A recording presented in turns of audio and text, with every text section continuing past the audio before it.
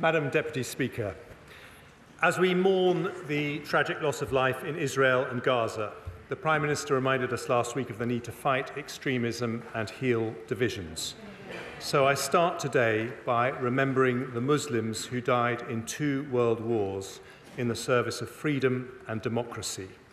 We need a memorial to honour them, so following representations from the Right Honourable Member for Bromsgrove and others, I've decided to allocate £1 million towards the cost of building one.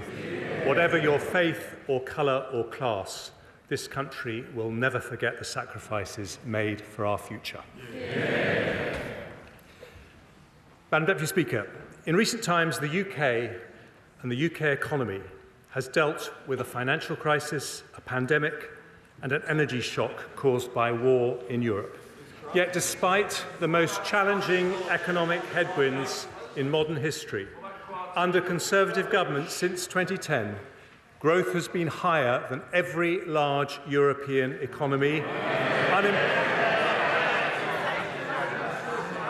Unemployment has halved, absolute poverty has gone down, and there are 800 more people in jobs for every single day that we've been in office.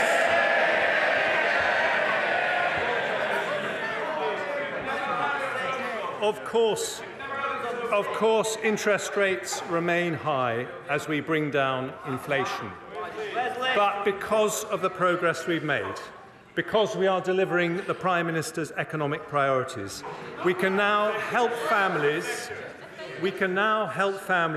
not just with temporary cost of living support, but with permanent cuts in taxation. Yeah. We do this to give much needed help in challenging times, but also because Conservatives know lower taxes mean higher growth. And higher growth means more opportunity, more prosperity, and more funding for our precious public services. But if we want that growth... Order. The Chancellor has hardly said anything.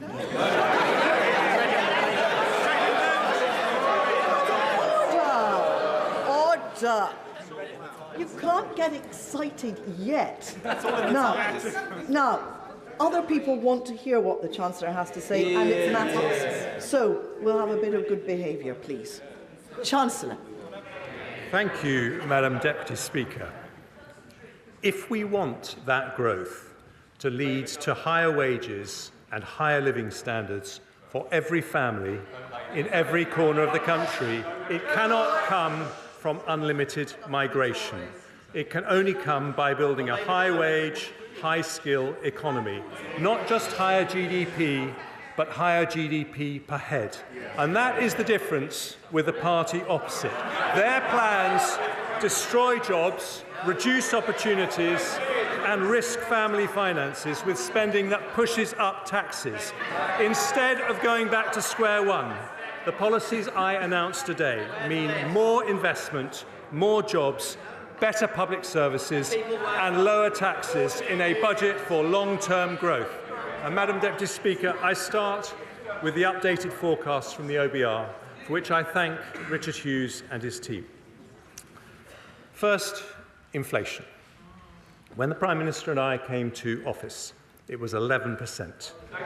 The latest figures show... I know the party opposite struck... No, this is not amusing anymore. We need to hear what the Chancellor has to say. I can tell who's making the noise, and you simply won't get a chance to speak later. So that's the end of it. Chancellor. Thank you, Madam Deputy Speaker. When the Prime Minister and I came to office, inflation was 11%, but the latest figures show it is now 4%, more than meeting our pledge to halve it last year. And today's forecasts from the OBR show it falling below the 2% target in just a few months' time, nearly a whole year earlier than forecast in the autumn statement. That didn't happen by accident. Whatever the pressures And whatever the politics, a Conservative government working with the Bank of England will always put sound money first. But we also understand that tackling inflation, while necessary, is painful. It means higher interest rates and a period of lower growth. So we've given the average household £3,400 in cost of living support over the last 2 years. Doing so makes economic as well as moral sense. The OBR predicted real household disposable income per person would fall by 2% in the last year. Instead, after this support, it is on track to rise by 0.8%. And today I take further steps to help families with cost of living pressures, starting with measures to help the poorest families. We've already abolished higher charges for electricity paid by those on prepayment meters, increased the local housing allowance, and raised benefits by double expected inflation. Today I focus on those falling into debt. Nearly 1 million households on universal credit take out budgeting advance loans to pay for more expensive emergencies like boiler repairs or help getting a job.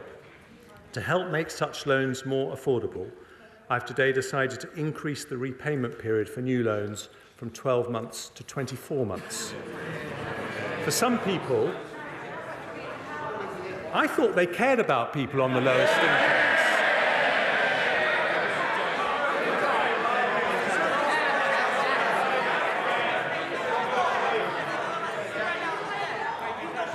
But trust the Labour Party not to want to hear about debt. For some people, the best way to resolve debt is through a debt relief order. But getting one costs £90, which can deter the very people who need them the most. So having listened carefully to representations from citizens' advice, I today relieve pressure on around 40,000 families every year by abolishing the £90 charge completely. Next, the Household Support Fund. It was set up on a temporary basis and due to conclude at the end of this month.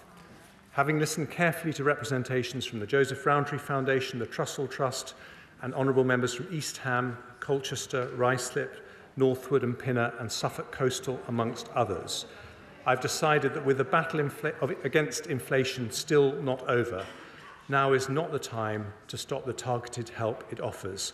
We will therefore continue it at current levels for another 6 months. Next, I turn to a measure that will help businesses and households more broadly. In the autumn statement, I froze alcohol duty until August of this year. Without any action today, it would have been due to rise by 3%. But I've listened carefully to my right honourable friends from Altrincham and Sale West, the Vale of Glamorgan, and my right honourable friend from Murray, who is a formidable champion of the Scottish whisky industry. I also listened to Councillor John Tonks from Ash, a strong supporter of the wonderful Admiral pub, who pointed out the pressures facing the industry. So today I've decided to extend the alcohol duty freeze until February 2025. This benefits 38,000 pubs across the UK, and on top of the £13,000 saving a typical pub will get from the 75% business rates discount I announced in the autumn. We value our hospitality industry and are backing the great British pub. Another cost that families and businesses worry about is fuel.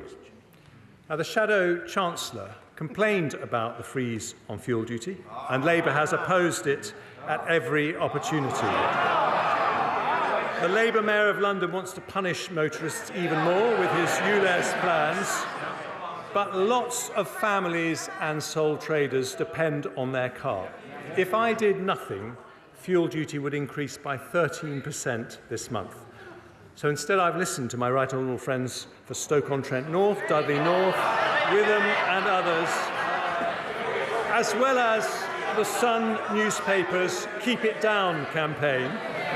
I have, as a result, decided to maintain the 5p cut and freeze fuel affordability for another 12 months. This will save the average car driver £50 next year and bring total savings since the 5p cut was introduced to around £250. Taken together with the alcohol duty freeze, this decision also reduces headline inflation by 0.2 percentage points in 24/5, allowing us to make faster progress towards the Bank of England's 2% target.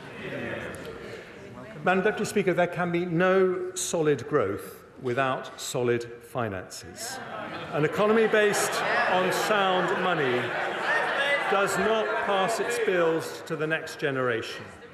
When it comes to borrowing, some believe there is a trade-off between compassion and fiscal responsibility. They are wrong. It is only because we responsibly reduce the deficit by 80% between 2010 and 2019 that we could provide £370 billion to help businesses and families in the pandemic. The party opposite opposed our plans to reduce the deficit every single step of the way. But in fairness, they were consistent. The Lib Dems supported controlling spending in coalition, but now say they would prop up a party that will turn on the spending taps. It's the difference between no plan and no principles. And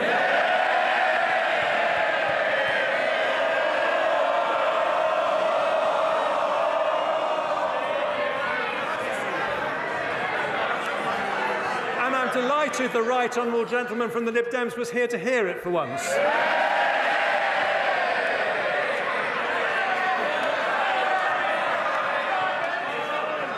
Today, we say something different. There is nothing compassionate about running out of money. With the pandemic behind us, we must once again be responsible and build up our resilience to future shocks. That means bringing down borrowing so we can start to reduce our debt. And today's figures confirm that is happening. Ahead of my first autumn statement in 22, the OBR forecast headline debt would rise to above 100% of GDP. Today, they will say it will fall in every year to just 94% by 28-29. Underlying debt, which excludes Bank of England debt, will be 91.7% in 24/5, according to the OBR, then 92.8%, 93.2%, 93.2% before falling to 92.9% in 28-29, with final year headroom against debt falling of £8.9 billion. Our underlying debt is therefore on track to fall as a share of GDP, meeting our fiscal rule. And we continue to have the second lowest level of government debt in the G7, lower than Japan, France, or the United States. We also meet our second fiscal rule for public sector borrowing to be below 3% of GDP 3 years early. Borrowing falls from 4.2% of GDP in 23/4 to 3.1%, 2.7%, 2.3%, 1.6% and 1.2% in 2028-29. By the end of the forecast, borrowing is at its lowest level of GDP since 2001. None of that, of course, would be possible if Labour implemented their pledge to decarbonise the grid 5 years early by 2030. By their own calculations, that costs £28 billion a year to do. But last month, after flip-flopping for months, they said they're not going to spend the £28 billion after all, but somehow they'll meet their pledge. Somehow, Madam Deputy Speaker, can only mean one thing: tax rises on working families. Same old Labour. Today, in contrast, a Conservative government brings down taxes with borrowing broadly unchanged. In fact, borrowing is slightly lower than the autumn statement. And the fact that we are bringing borrowing down is something of particular importance to one very special person. Sir Robert Stamen is the outgoing Chief Executive of the Government's Debt Management Office. And after 20 years of exceptional public service, he is in the gallery. Thank you, Sir Robert. I now turn to growth. Just after I became Chancellor, the OBR expected GDP to fall by 1.4% in the following year. In fact, it grew, albeit slowly.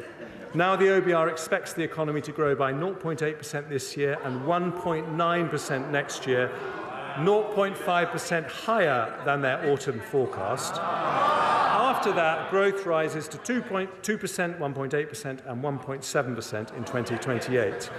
Since 2010, they don't want to hear this, but these are the facts. Since 2010, we have grown faster than Germany, France or Italy, the three largest European economies. And according to the IMF, we will continue to grow faster than all three of them in the 5 years ahead. Surveys by Lloyds and Deloitte show business confidence is returning. In other words, because we have turned the corner on inflation, we will soon turn the corner on growth. And today's OBR forecasts also show that we have made good progress on the Prime Minister's three economic priorities. Compared to when the three pledges were made, inflation has halved, debt is falling in line with our fiscal rules, and growth is fully 1.5 percentage points higher than predicted. And as growth returns, they don't have a growth plan, so they might as well listen to ours. As growth returns, our plan is for economic growth not sustained through migration, but one that raises wages and living standards for families. Not just higher GDP, but higher GDP per head, and that means sticking to our plan with a budget for long-term growth, more investment, more jobs, better public services and lower taxes. And I start with investment. Economists say that stimulating investment is the most effective way to raise productivity and therefore wages and living standards. Since 2010, we've been doing just that. Business, well, you might want to listen to what I'm about to say because business investment has risen from an average of 9.3% of GDP under Labour to 9.9% under the Conservatives. And this year it will be 10.6% of GDP. That is £30 billion more business investment than if it had continued at Labour levels. And it's still going up. In the short period since the autumn statement, Nissan have announced they'll build 2 new electric car models in the UK. Microsoft and Google have announced data centres worth over £3 billion. Thanks to my right honourable friend, the Business Secretary, the Global Investment Summit unlocked £30 billion of investment. In fact, since 2010, greenfield foreign direct investment has been higher than anywhere else in Europe. And for the last 3 years, we have been the third highest in the world after the United States and China. And we're not stopping there. In the autumn statement, I announced we would introduce permanent full expensing, a £10 billion tax cut for businesses that gives the UK the most attractive investment tax regime of any large European or G7 country. It was welcomed by over 200 business leaders, with the CBI saying it was a game changer and the single most transformational thing we could do to fire up the British economy. And today I take further steps to boost investment. Having listened to calls from the CBI, Make UK and the BCC, we'll shortly publish draft legislation for full expensing to apply to leased assets, a change I intend to bring in as soon as it's affordable. We'll also help small businesses, something close to my own heart, as well as the business rate support and work on prompt payments I announced in the autumn. I'll provide £200 million of funding to extend the recovery loan scheme as it transitions to the growth guarantee scheme, helping 11,000 SMEs access the finance they need.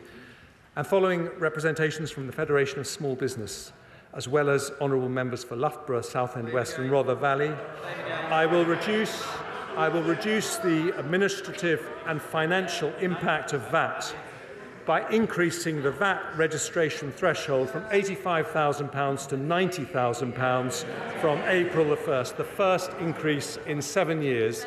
That will bring tens of thousands of businesses out of paying VAT altogether and encourage many more to invest and grow. I now move to measures to address historic underinvestment in our nations and regions. Since we started levelling up in 2019, 2/3 of all new salaried jobs have been created outside London and the South East.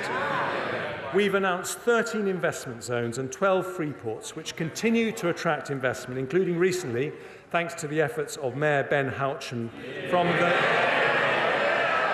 the Numa Group, who are investing £15 million into the Tees Valley investment zone.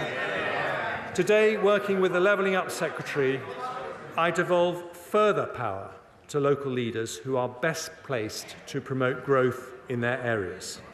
I can announce the North East Trailblazer devolution deal, providing a package of support for the region potentially worth over £100 million. I'll devolve powers to Buckinghamshire, Warwickshire, and to the most beautiful county in England, Surrey. I see the Leader of the Opposition smiling because, like me, he is a Surrey boy. I know he's been taking advice from Lord Mandelson, who yesterday rather uncharitably said he needed to shed a few pounds. Ordinary families will shed more than a few pounds if that lot get in.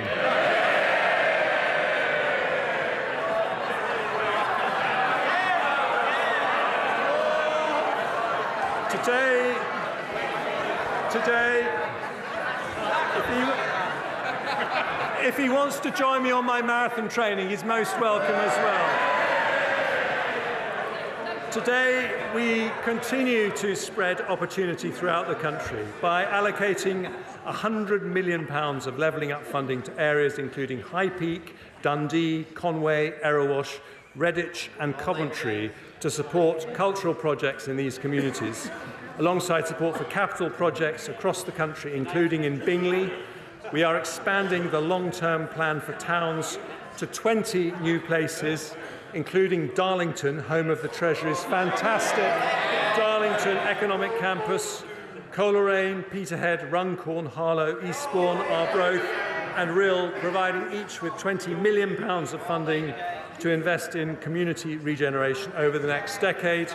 We'll provide £15 million in new funding to the West Midlands Combined Authority to support culture, heritage and investment projects on the recommendation of our go-getting Mayor Andy Street.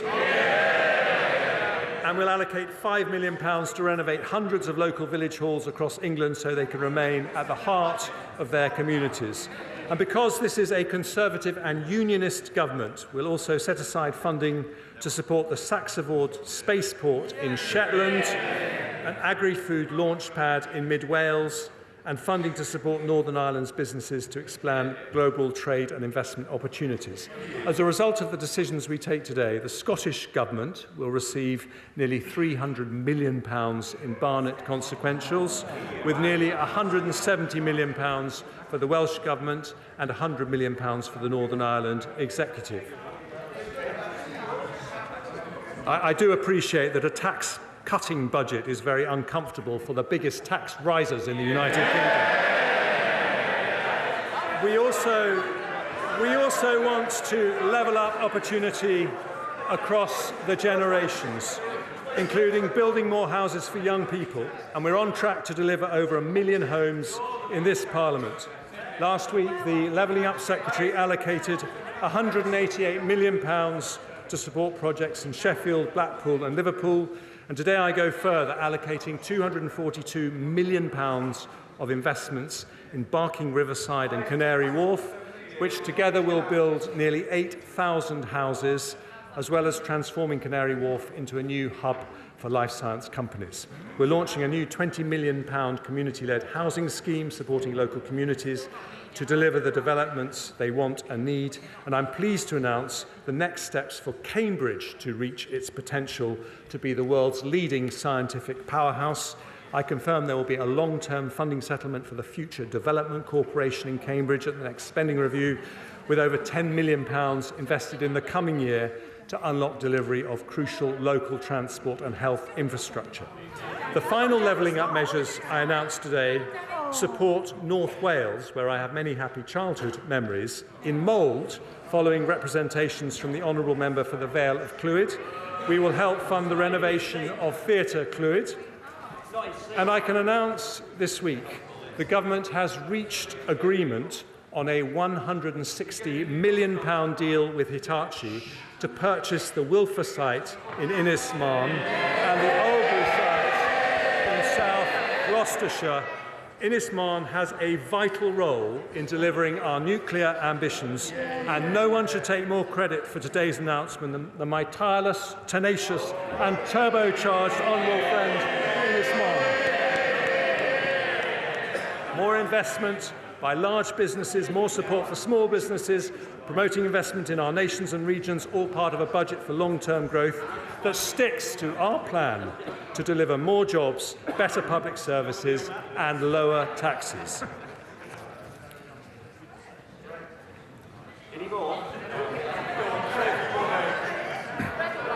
I now turn to one of the most powerful ways to attract investment, namely supporting our most innovative industries. Outside the US, we have the most respected universities, the biggest financial services sector, and the largest tech ecosystem in Europe. We have double the AI startups of anywhere in Europe, double the venture capital investment, and a tech economy now double the size of Germany and 3 times the size of France. We're on track to become the world's next Silicon Valley. In today's budget for long-term growth, I take further steps to attract investment into our technology-related industries. I want our brilliant tech entrepreneurs not just to start here, but to stay here, including when the time comes for a stock market listing. So we'll build on the Edinburgh and Mansion House reforms to unlock more pension fund capital. We'll give new powers to the Pensions Regulator and Financial Conduct Authority to ensure better value from defined contribution schemes by judging performance on overall returns, not cost. We'll make sure there are vehicles to make it easier for pension funds to invest in UK growth opportunities. So I'm today publishing the names of the winners of the LIFTS competition.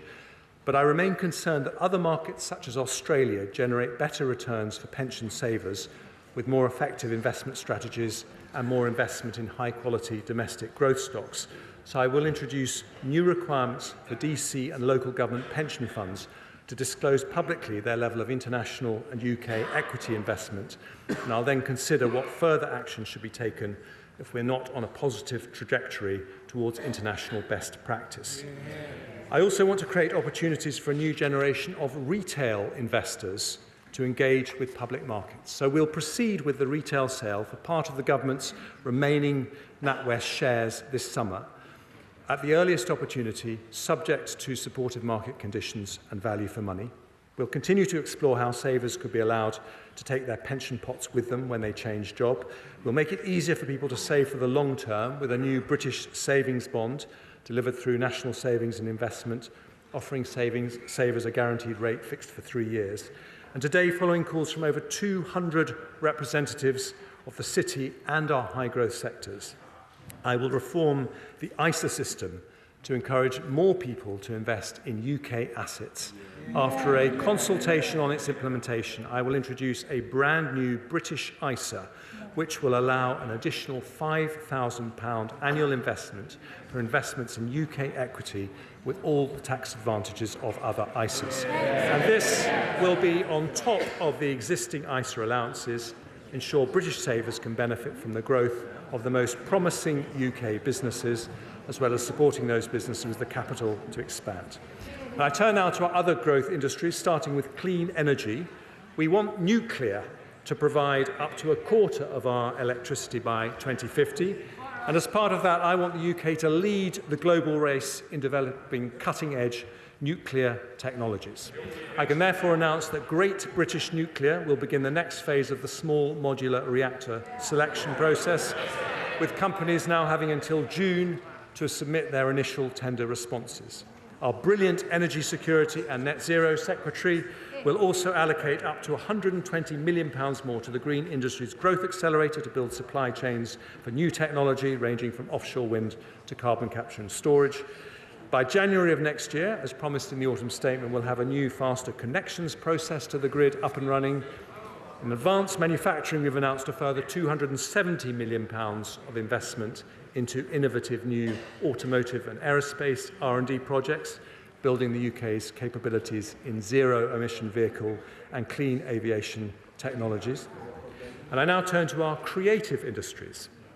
We have become Europe's largest film and TV production centre, with Idris Elba, Keira Knightley and Orlando Bloom all filming their latest productions here. Studio space in the UK has doubled in the last 3 years, and at the current rate of expansion, next year we will be second only to Hollywood globally. In the autumn statement, I committed to providing more tax relief for visual effects in film and high-end TV. I can today confirm that we will increase the rate of tax credit by 5% and remove the 80% cap for visual effects costs in the audiovisual expenditure credit. Having worked closely with the Culture Secretary and listened carefully to representations from companies like Pinewood, Warner Brothers and Sky Studios, we'll provide eligible film studios in England with a 40% relief on their gross business rates until 2034. And having heard representations from the British Film Industry Pact and indeed the Prime Minister, we will introduce a new tax credit for UK independent films with a budget of less than £15 million. For our creative industries more broadly, we will provide £26 million of funding to our preeminent theatre, the National Theatre, to upgrade its stages. And today I particularly want to recognise the contribution of our creative industries and the tourism that comes from orchestras, museums, galleries and theatres. In the pandemic, we introduced higher 45% and 50% levels of tax relief, which were due to end in March 25. They have been a lifeline for performing arts across the country. Today, in recognition of their vital importance to our national life, I can announce I am making those tax reliefs permanent at 45% for touring and orchestral productions and 40% for non-touring productions. Lord Lloyd Webber says this will be a once-in-a-generation transformational change that will ensure Britain remains the global capital of creativity. I suspect the new theatre reliefs may be of particular interest to the Shadow Chancellor, who seems to fancy her thespian skills when it comes to acting like a Tory. The trouble is, we all know how her show ends. Higher taxes, like every Labour government in history.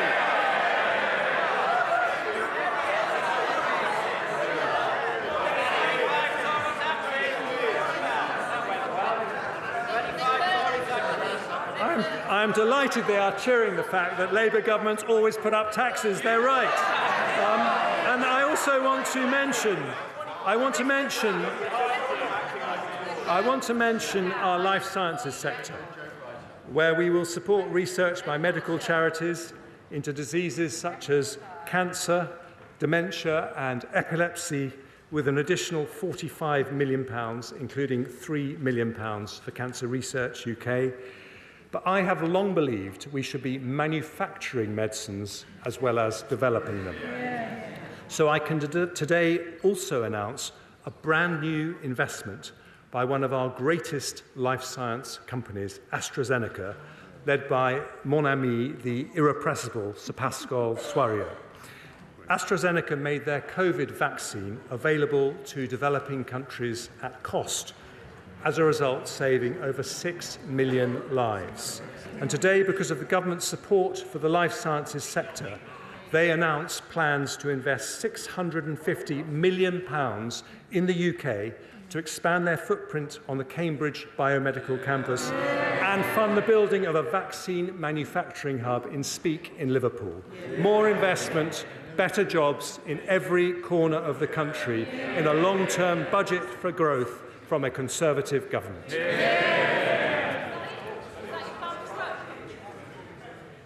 One of the biggest barriers to investment is businesses not being able to hire the staff they need.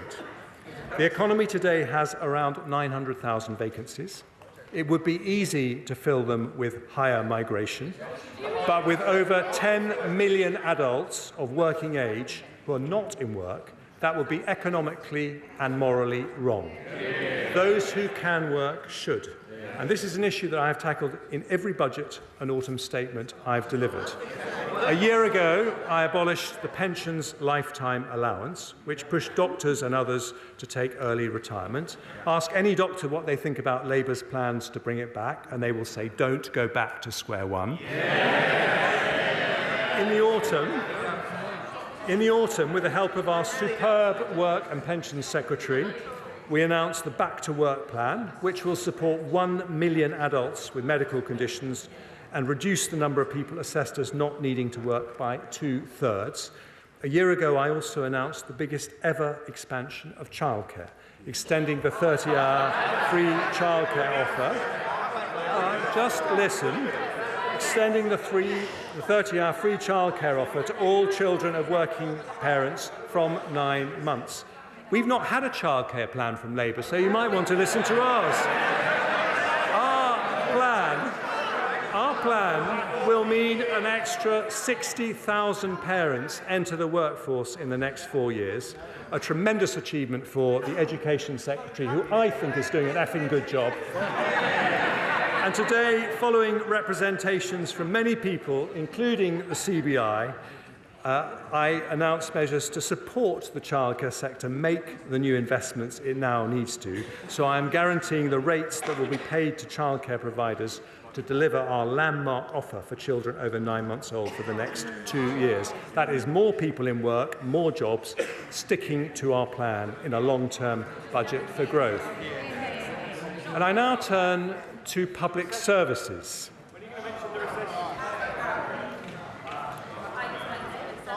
I thought they were supposed to be interested in public services.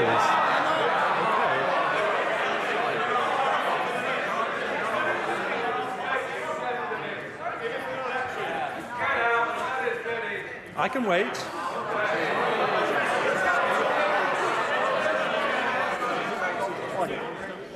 Order.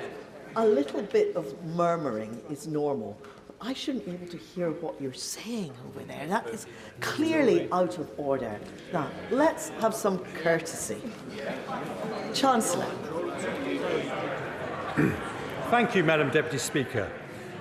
Good public services need a strong economy to pay for them.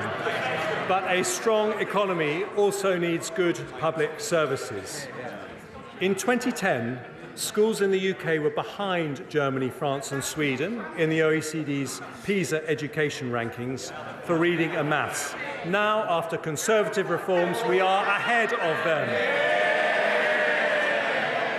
Burglaries and violent crime have halved in the last 14 years after we invested in 20,000 more police officers. Our armed forces remain the most professional and best funded in Europe, with defence spending already more than 2% of GDP. We're providing more military support to Ukraine than nearly any other country, and our spending will rise to 2.5% as soon as economic conditions allow. The NHS is still recovering from the pandemic, but has 42,000 more doctors and 71,000 more nurses than it did under Labour. That is 250 more doctors and 400 more nurses for every single month that we've been in office. Now, resources matter, of course, which is why, despite all the economic shocks we have faced, overall spending on public services has gone up since 2010, in the case of the NHS by more than a third in real terms. But although spending has continued to rise every year, public sector productivity still remains below pre-pandemic levels by nearly 6%. This demonstrates that the way to improve public services is not always more money or more people. We also need to run them more efficiently. We need a more productive state, not a bigger state. In autumn 2022, I set day-to-day spending to increase by 1% a year in real terms over the next Parliament. Some say that's not enough and we should raise spending by more. Others say it's too much and we should cut it to improve efficiency. Neither are right. It's not fair to ask taxpayers to pay for more when public service productivity has fallen, nor would it be wise to reduce that funding given the pressures public services face. So I am keeping the planned growth in day-to-day spending at 1% in real terms, but we are going to spend it better. So today,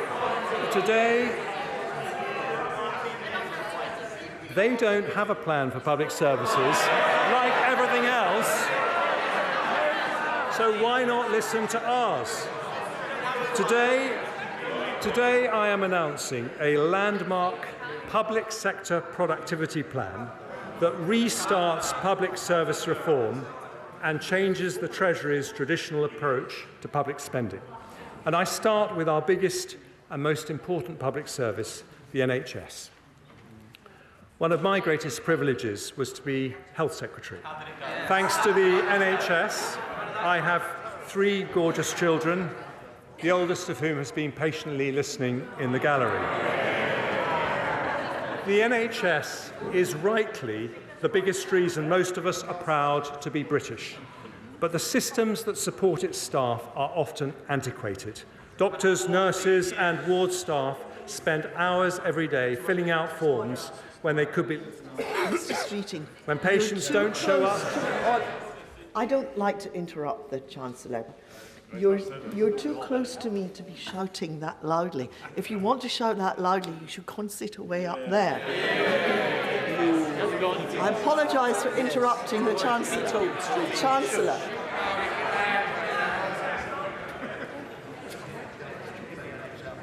When patients don't show up, or one member of a team is ill, operating theatres are left empty despite long waiting lists. Now, when we published the NHS long-term workforce plan, I asked the NHS to put together a plan to transform its efficiency and productivity.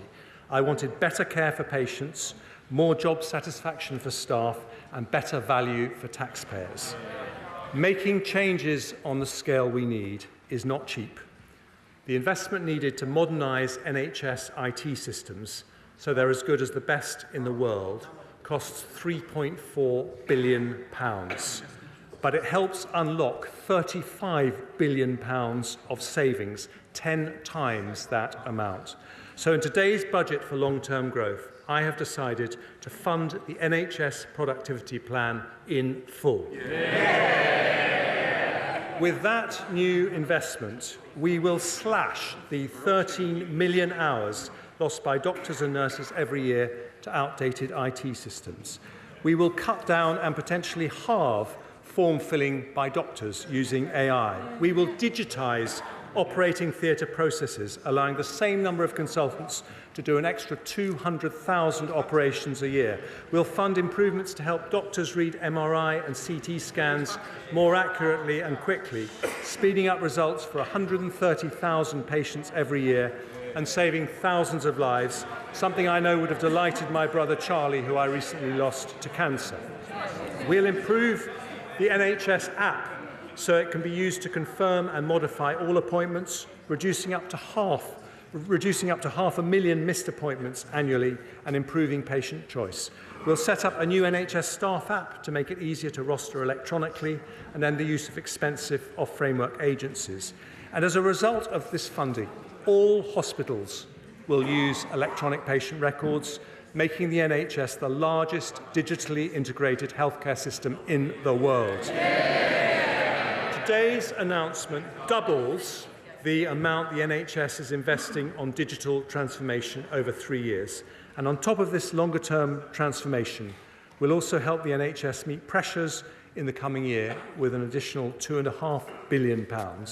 This will allow the NHS to continue its focus on reducing waiting times and brings the total increase in NHS funding since the start of the Parliament to 13% in real terms. The NHS was there for us in the pandemic, and today, with nearly £6 billion of additional funding, a Conservative government is there for the NHS.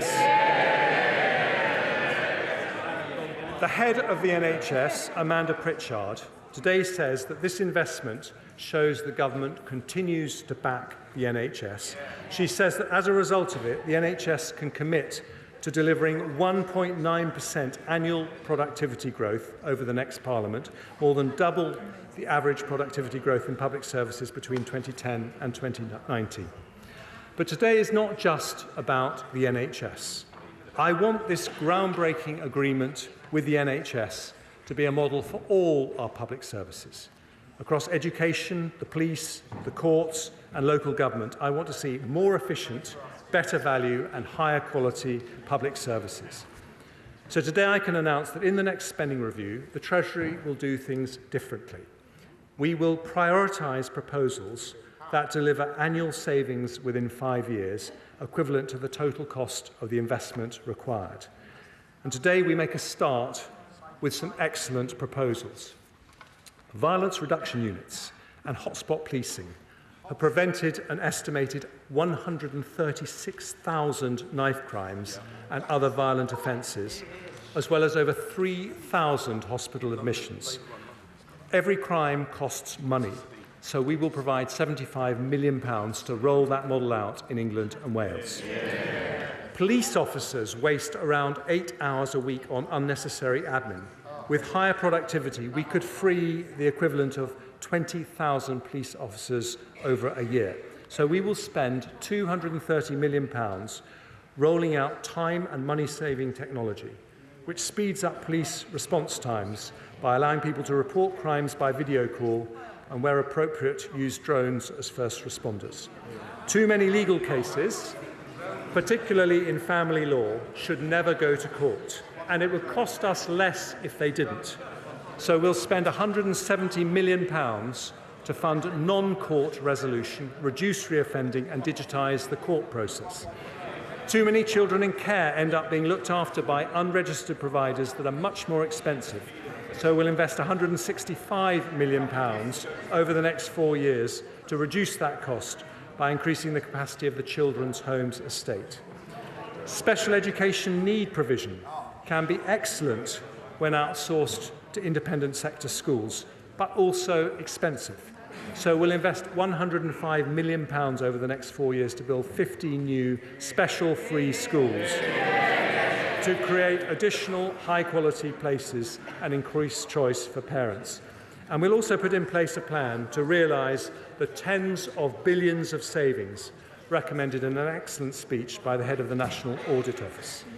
The OBR say a 5% increase in public sector productivity will be the equivalent of around £20 billion in extra funding.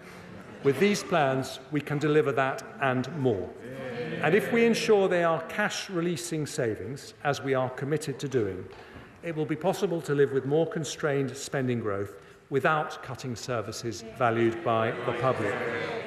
So with the energy and drive of my talented Chief Secretary to the Treasury, we launch our public sector productivity plan in today's budget for long-term growth, more investment, more jobs, better public services, and one more thing, lower taxes.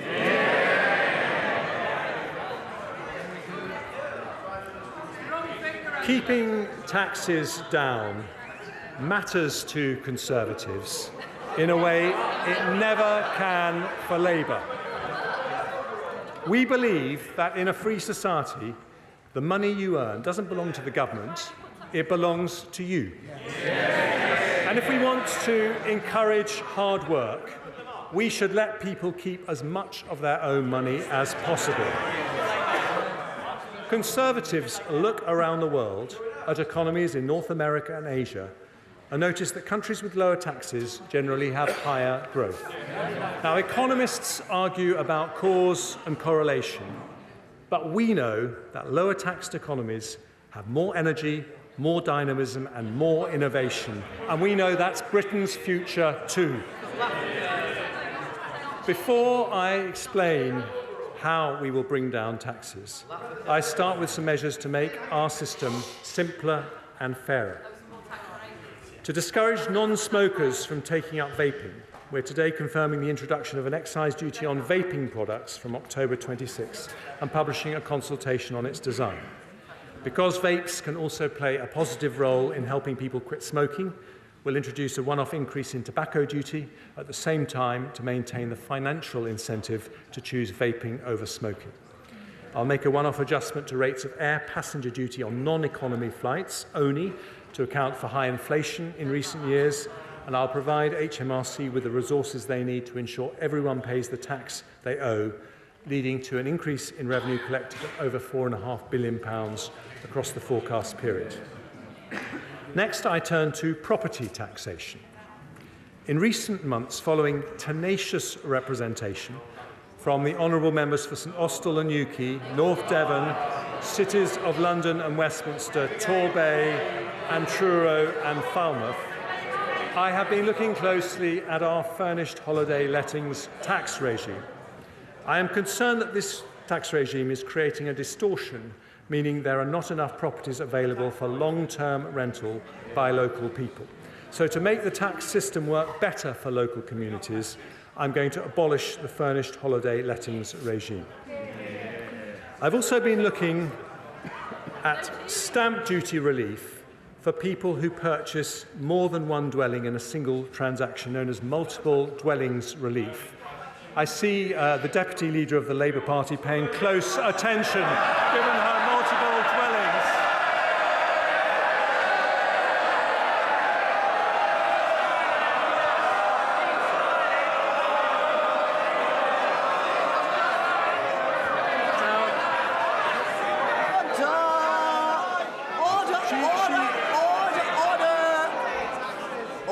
Order. Too much excitement. We haven't actually heard, because we can't hear what the Chancellor is trying to say. OK, and I can hear who is shouting there. You won't get to speak later. Chancellor.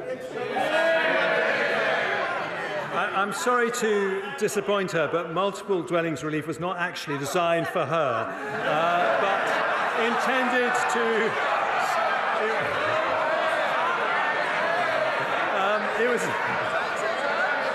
It was intended to support investment in the private rented sector, but an external evaluation found no strong evidence that it had done so and that it was being regularly abused, so I'm going to abolish it.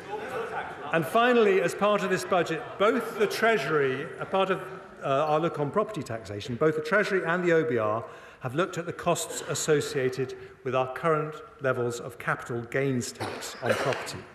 They have concluded that if we reduced the higher 28% rate that exists for residential property, we would in fact increase revenues because there would be more transactions. For the first time in history, both the Treasury and the OBR have discovered their inner Laffer curve. So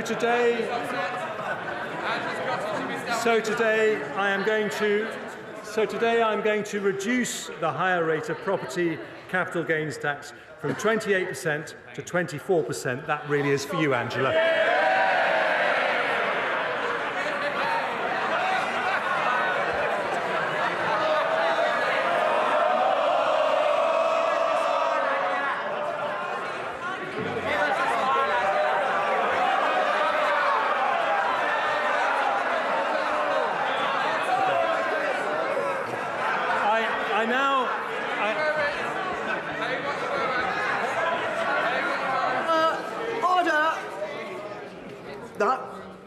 I had enough from over there, definitely not having it from here.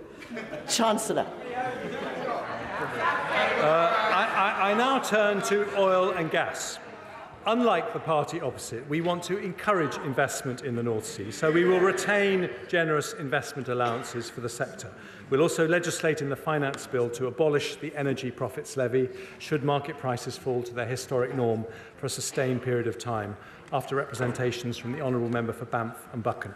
But because the increase in energy prices caused by the Ukraine war is expected to last longer, so too will the sector's windfall profits. So I will extend the sunset on the energy profits levy for an additional year to 2029, raising £1.5 billion.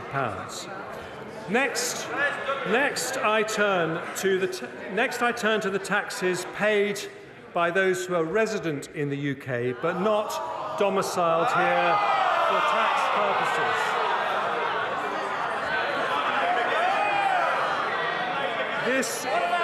This is a category of people known as non-doms. Now,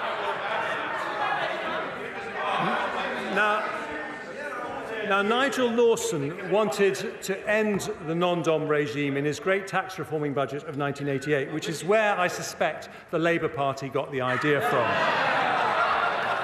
But I, too, have always believed that provided we protect the UK's attractiveness to international investors, those with the broadest shoulders should pay their fair share. After looking at the issue over many months, I've concluded that we can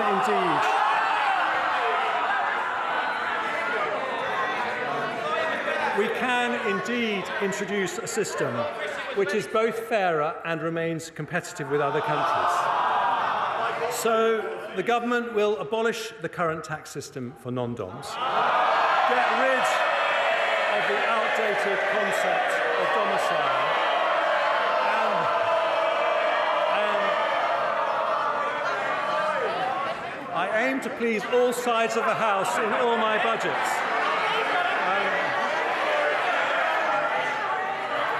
And we will replace... Order. This is impossible. Right? Can you just... Order! Could you please shout more quietly?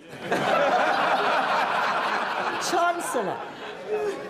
Thank you, Madam Deputy Speaker. We will replace the non-dom regime with a modern, simpler and fairer residency-based system. From April 25, new arrivals to the UK will not be required to pay any tax on foreign income and gains for their first 4 years of UK residency, a more generous regime than at present and one of the most attractive offers in Europe. But after 4 years, those who continue to live in the UK will pay the same tax as other UK residents. Recognising the contribution of many of these individuals to our economy, we will put in place transitional arrangements for those benefiting from the current regime.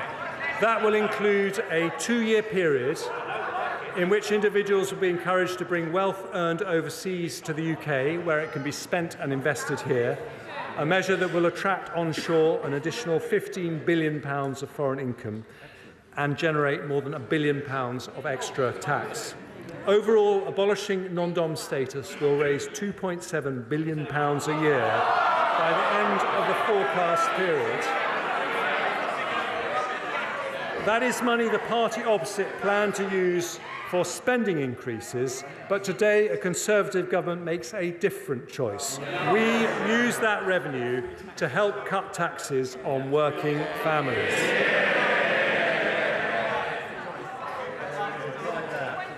And many of those families, Madam Deputy Speaker, depend on child benefit. But the way we treat child benefit in the tax system is confusing and unfair. It's a lifeline for many parents because it helps with the additional costs associated with having children. And when it works, it's good for children, good for parents, and good for the economy because it helps people into work.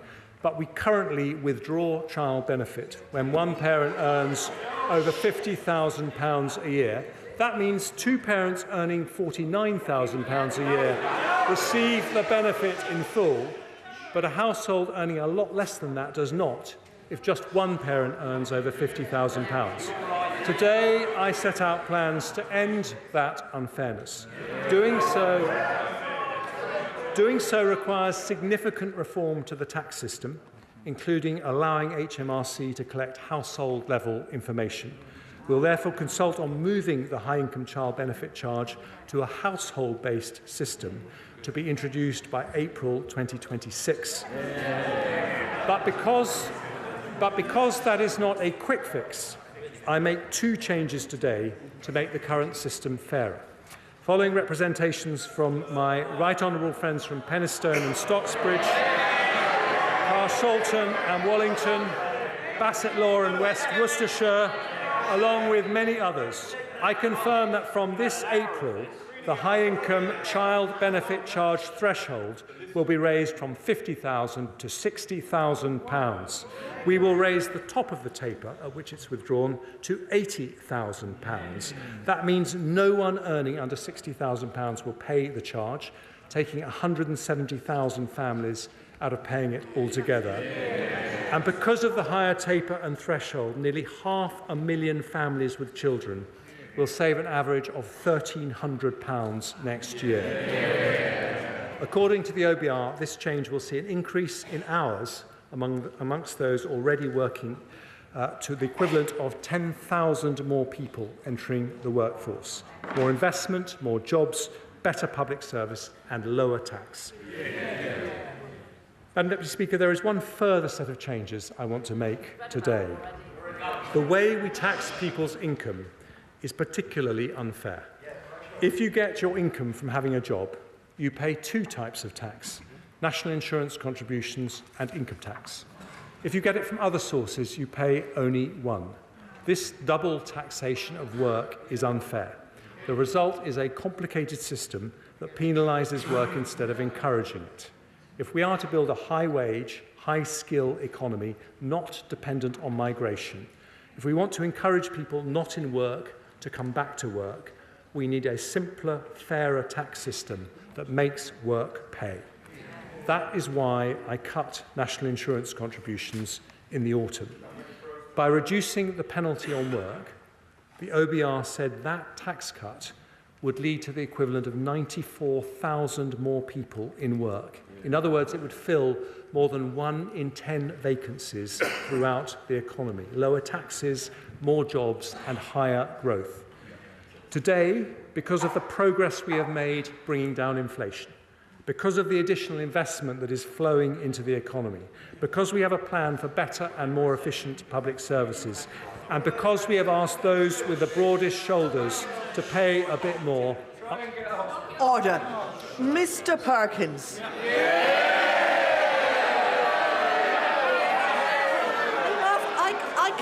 I can manage, thank you very much. 5 times I've heard what you said. I let you away with it. Now that's enough. One more strike and you're out.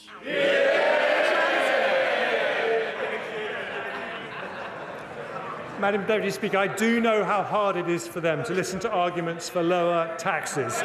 But that is the difference. Because we have asked those with the broadest shoulders to pay a bit more, today I go further. From April the 6th, employee national insurance will be cut by another 2p from 10% to 8%. And self-employed national insurance will be cut from 8% to 6%. It means an additional £450 a year for the average employee, or £350 for someone self-employed. When combined with the autumn reductions, it means 27 million employees will get an average tax cut of £900 a year. 2 million self-employed will get a tax cut averaging £650. Changes that make our system simpler and fairer, and changes that grow our economy by rewarding work. The OBR say, when combined with the autumn reduction, our national insurance cuts will mean the equivalent of 200,000 more people in work, filling 1 in 5 vacancies, adding 0.4% to GDP and 0.4% to GDP per head. This is the second fiscal event where we've reduced employee and self-employed national insurance. We've cut it by 1/3 in 6 months, without increasing borrowing and without cutting spending on public services. That means the average earner in the UK now has the lowest effective personal tax rate since 1975. Their effective taxes are now lower than in America, France, Germany, or any G7 country, because Conservatives believe that making work pay is of the most fundamental importance. Because we believe that the double taxation of work is unfair, Our long-term ambition is to end this unfairness when it is responsible, when it can be achieved without increasing borrowing, when it can be delivered without compromising high-quality public services. We will continue to cut national insurance as we have done today, so we truly make work pay. Madam Deputy Speaker, we stick to our plan with a budget for long-term growth. It delivers more investment, more jobs, better public services and lower taxes. But dynamism in an economy doesn't come from ministers in Whitehall. It comes from the grit and determination of people who take risks, work hard and innovate. Not government policies, but people power. It is to unleash people power that we today put this country back on the path to lower taxes. A plan to grow the economy versus no plan. A plan for better public services versus no plan. A plan to make work pay versus no plan. Growth up, jobs up, taxes down. I commend this statement to the House.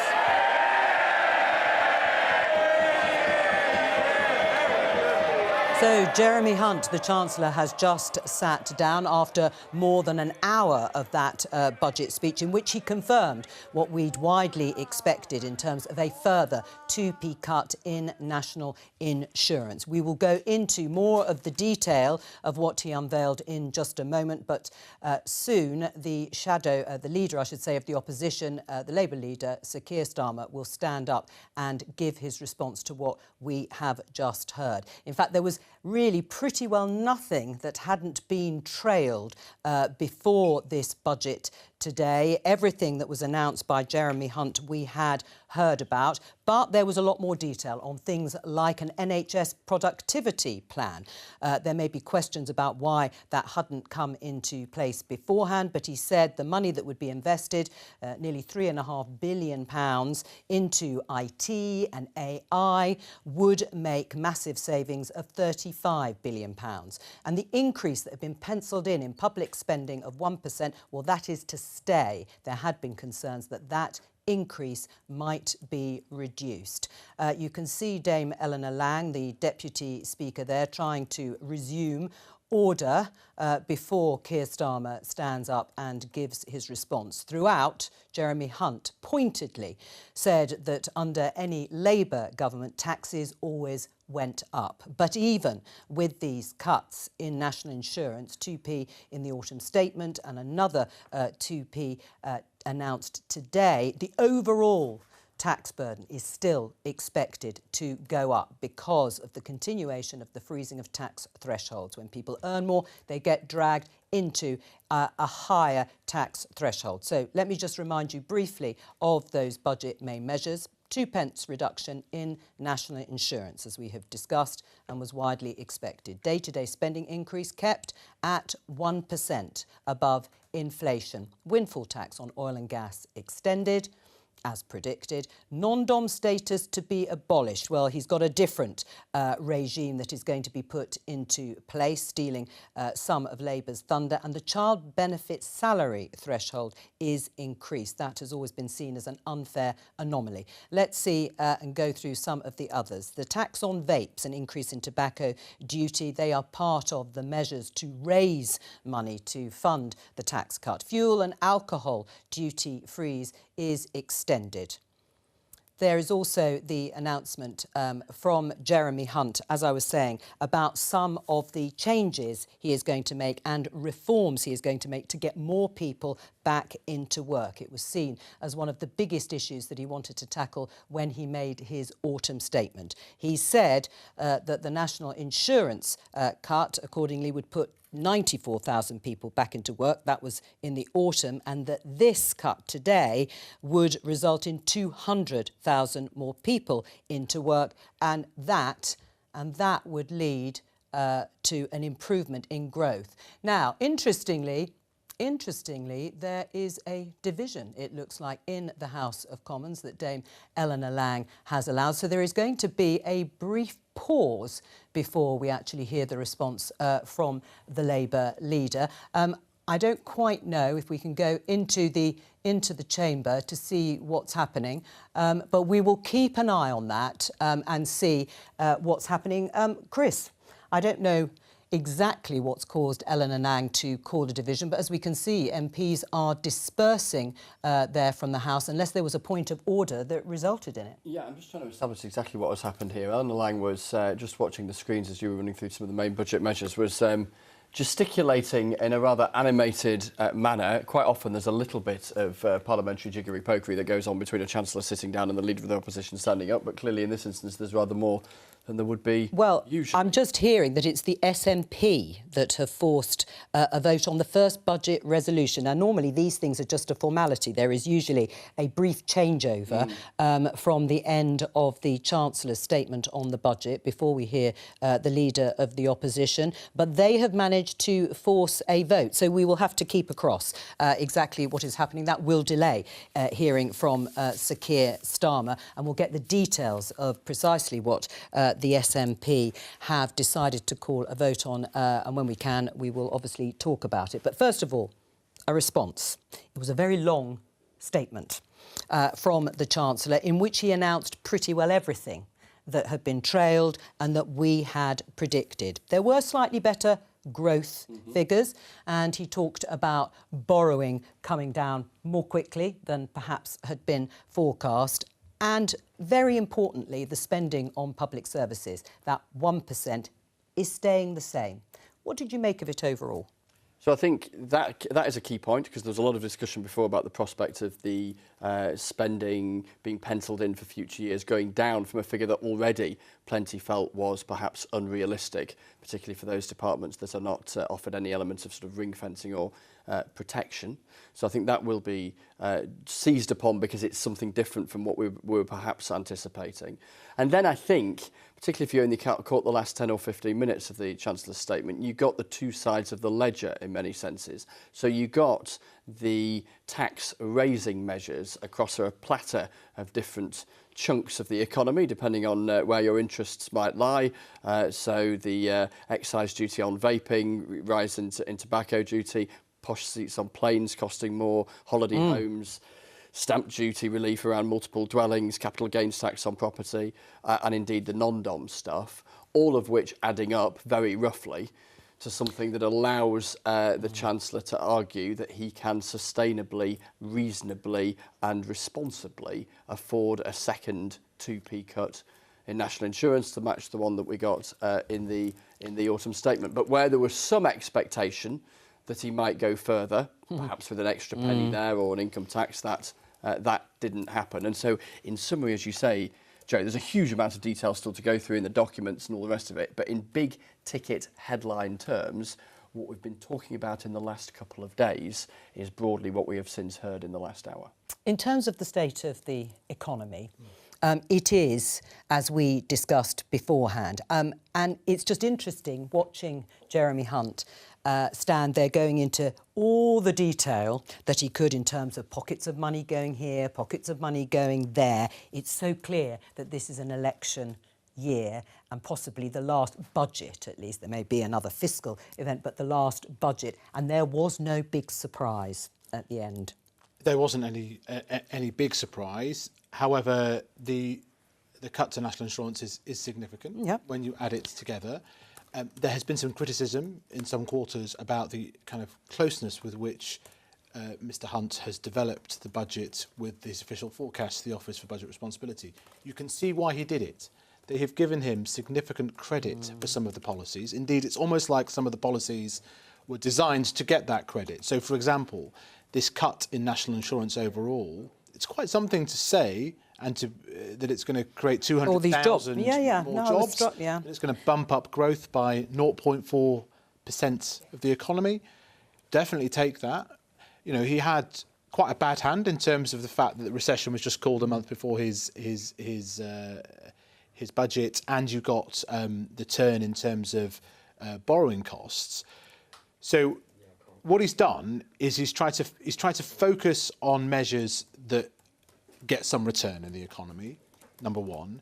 Number two, he's also sought to address this issue about, if you like, a blank set of spending plans. He hasn't kind of filled in those details, but he's come up with an argument that AI and drones and all sorts of automation but we have heard a lot can mean that you can spend less and that can provide the foundation for permanent tax cuts. So that's his argument. A smaller state driven by technology and therefore smaller taxes. But politically, Chris, is this going to change anything in terms of the government's fortunes? Are Tory MPs going to be cheering this particular budget in terms of what they may need to take to the doorstep? If that 2p cut in national insurance in the autumn didn't do it, how are they going to make another 2p cut? Not insignificant, I take what you say, Faisal, worth perhaps £900 a year in terms of the average worker, but will it change anything politically? Well, certainly the fear from a lot of Conservative MPs, almost irrespective of what the Chancellor said today, was that such is the political and economic backdrop that we were talking about an hour or so ago, that he couldn't possibly do anything that would fundamentally shift the dial. I think what's interesting is yes, you can make an argument that says he's sort of rerunning the autumn argument around national insurance, and if it didn't move the dial politically then, why will it this time? Well, there is a doubling of the cut. Yeah. So maybe it will. Maybe it can. And also, he said he was going to continue to cut national insurance. And you saw very clearly, I think, at the end there, how the Chancellor and the Conservatives are trying to frame and shape what they see as the distinguishing differences between themselves and the Labour Party as far as political instinct is concerned, whilst also trying to raise some awkward questions for Labour, because we've heard, and I think we'll have it confirmed from Keir Starmer when he speaks in the next 5 or 10 minutes, that Labour will back those cuts in national insurance. So when they make an argument about the Conservatives leaving a tricky situation for them economically, they're making choices now, Labour, about what they're going to back and what they're not. And in so doing, we'll have to make choices down the track as a result of the inevitable consequence, the trade-off there.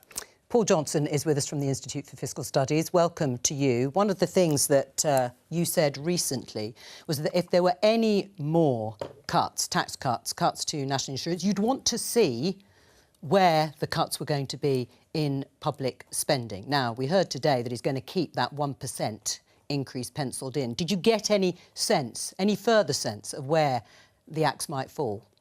No, I mean the 1% a year increase in public spending doesn't sound too bad, but given what we know will happen to health spending and defence spending and childcare spending and so on, that will mean really quite big cuts in everything else. And those are the things that got cuts last time round: police, justice, social care, local government, all those kinds of things which are struggling. So what we got again today was tax cuts today, paid for by some completely uncertain spending plans for the future. Now, the Chancellor did talk a lot about public sector productivity. It's definitely the right thing to focus on, but he seemed to be suggesting he could find £20 billion worth of savings there. Well, we'll wait and see whether that is really feasible. I'm sceptical. You're sceptical. I mean, what did he say? An investment of nearly £3.5 billion for 35 billion, I thought he said, pounds of savings in the future at some point. Well, the National Health Service definitely needs investment in IT and so on. And one of the reasons that its productivity has collapsed, actually, over recent years is that it hasn't had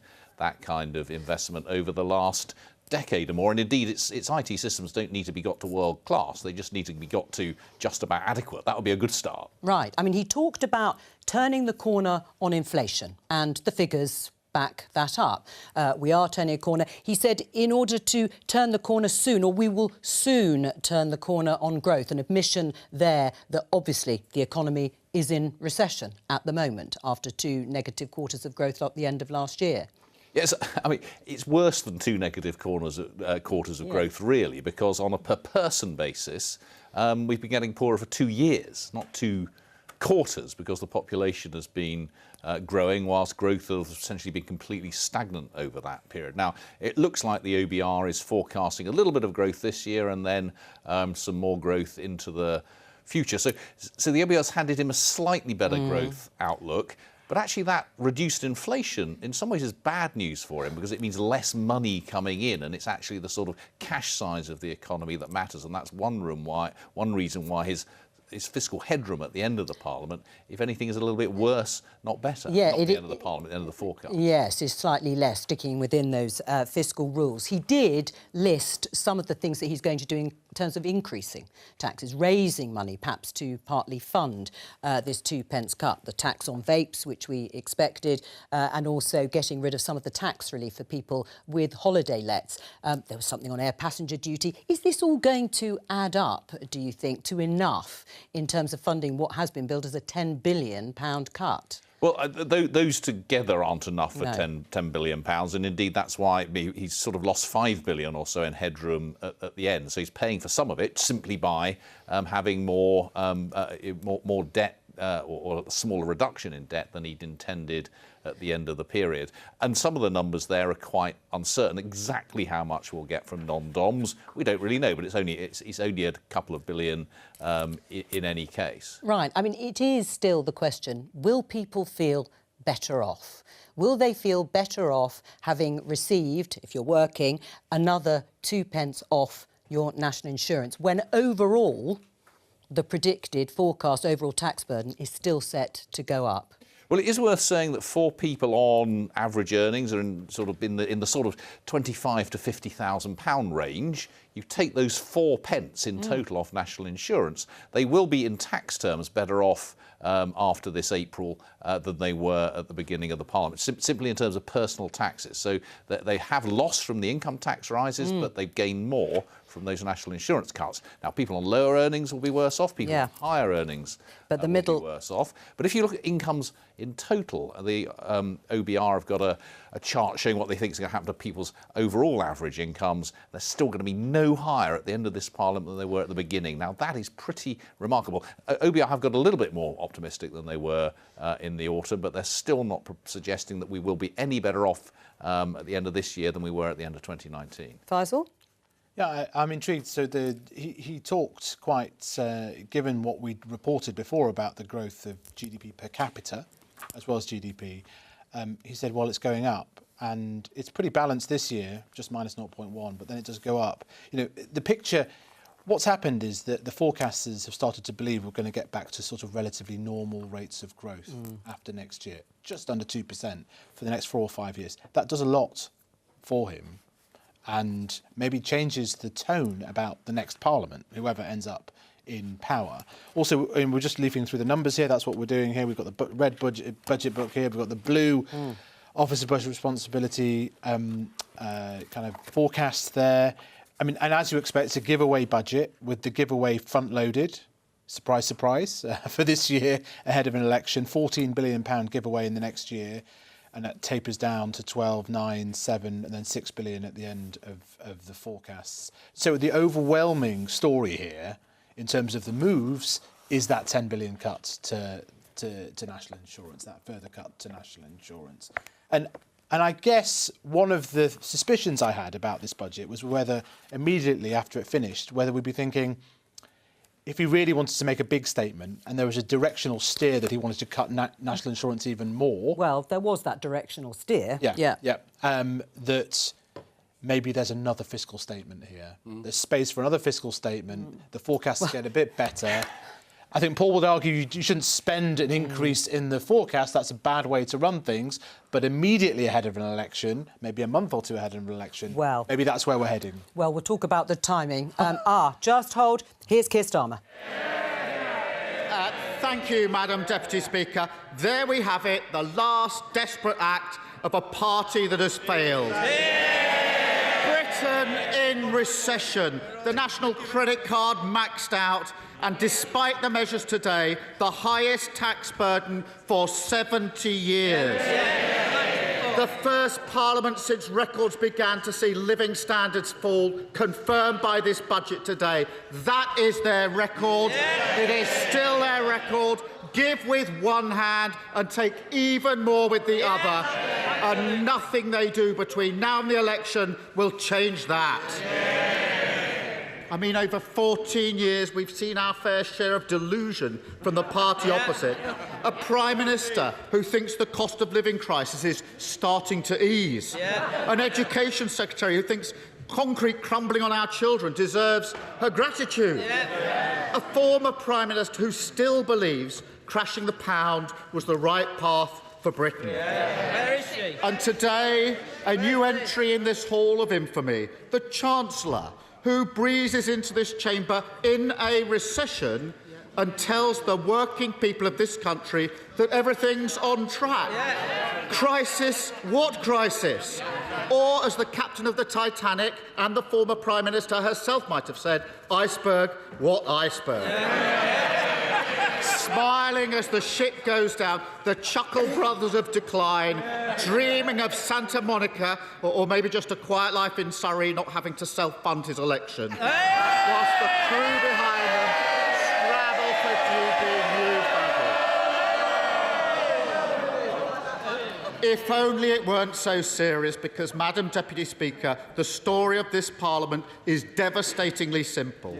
A Conservative party stubbornly clinging to the failed ideas of the past, completely unable to generate the growth working people need, and forced by that failure to ask them to pay more and more for less and less.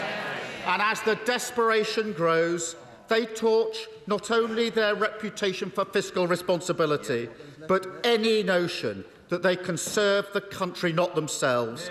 Party first, country second, while working people pay the price. Food prices still 25% higher than they were 2 years ago. Rents up 10%. An extra £240 a month for a typical family remortgaging this year, because they lost control of the economy, they sent interest rates through the roof, they made working people pay. They should be under no illusion. That record is how the British people will judge today's cuts, because the whole country can see exactly what is happening here. They recognise a Tory con when they see it, just as they did in November. Give with one hand, take even more with the other. Madam Deputy Speaker, people have been living through this nonsense for 14 years. They know the thresholds are still frozen, dragging more and more people into higher taxes. They know that a Tory stealth tax is coming their way in the shape of their next council tax bill.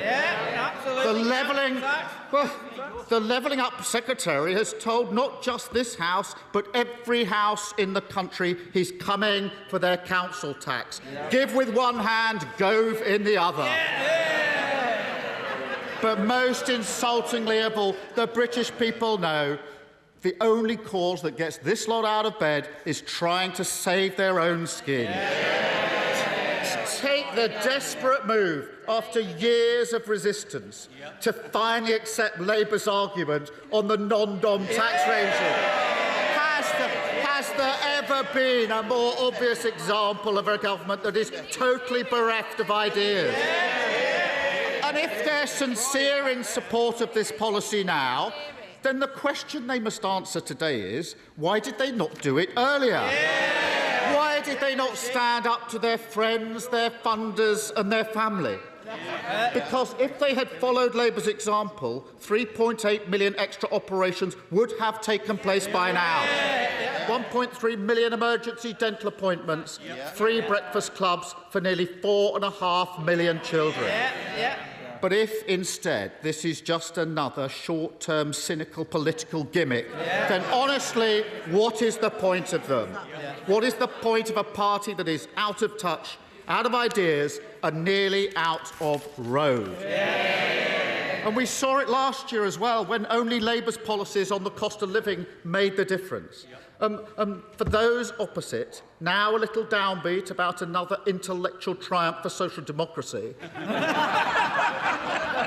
I say, get used to it, because with this pair in charge, it won't be long before they ask you to defend the removal of private school tax relief as well.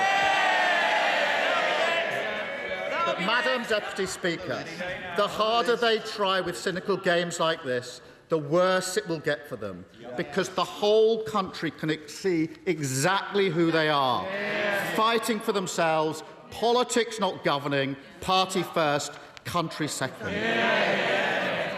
Madam Deputy Speaker, because we have campaigned to lower the tax burden on working people for the whole Parliament, and we won't stop now, we will support the cuts to national insurance today.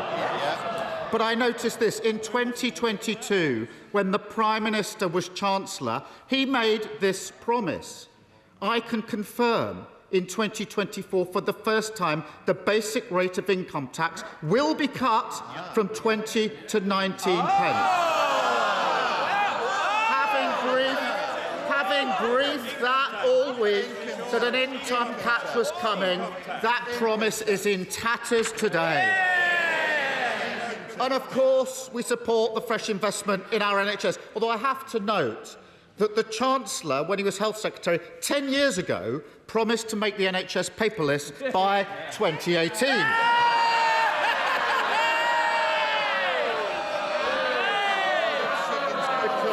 And I know the Prime Minister's fondness for Elon Musk extends to an enthusiastic embrace of his community notes on fact-checking. So I'll say this bit slowly.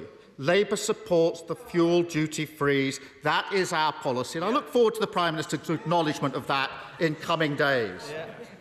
We do ask the Chancellor can set out how we will make sure that this policy gets passed on to hard-pressed families at the pump.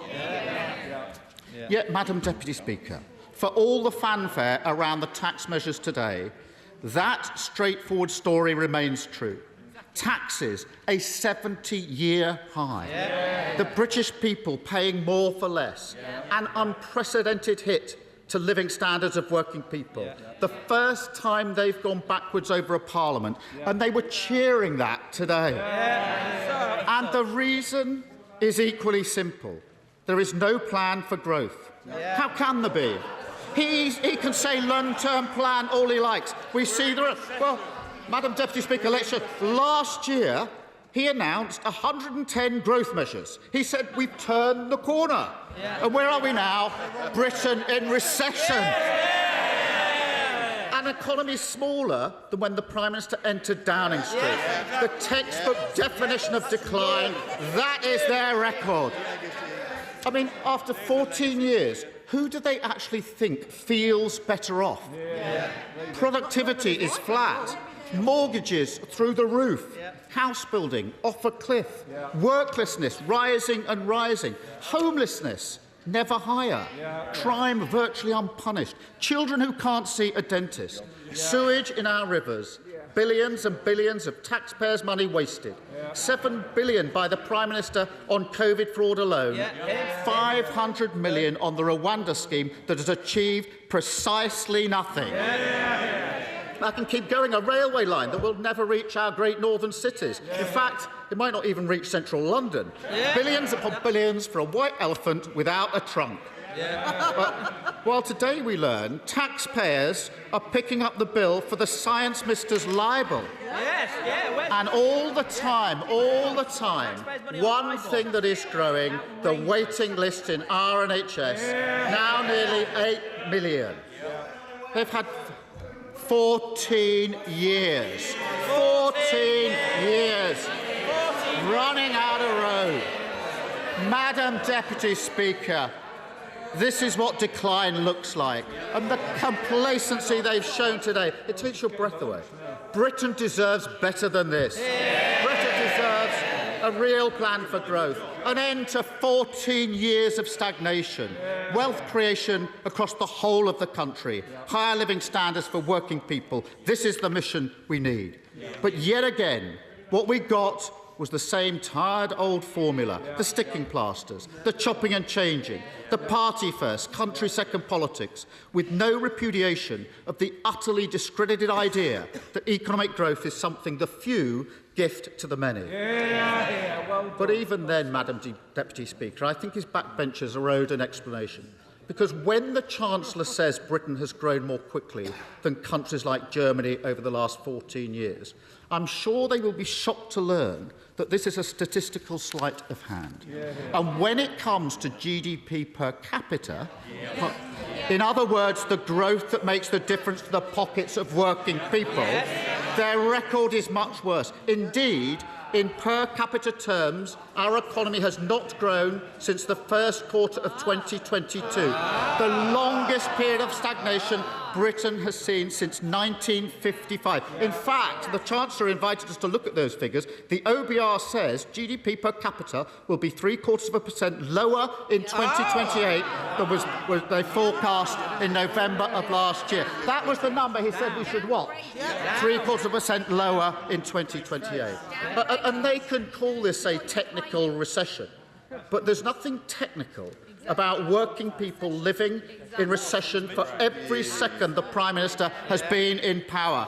This is a Rishi recession.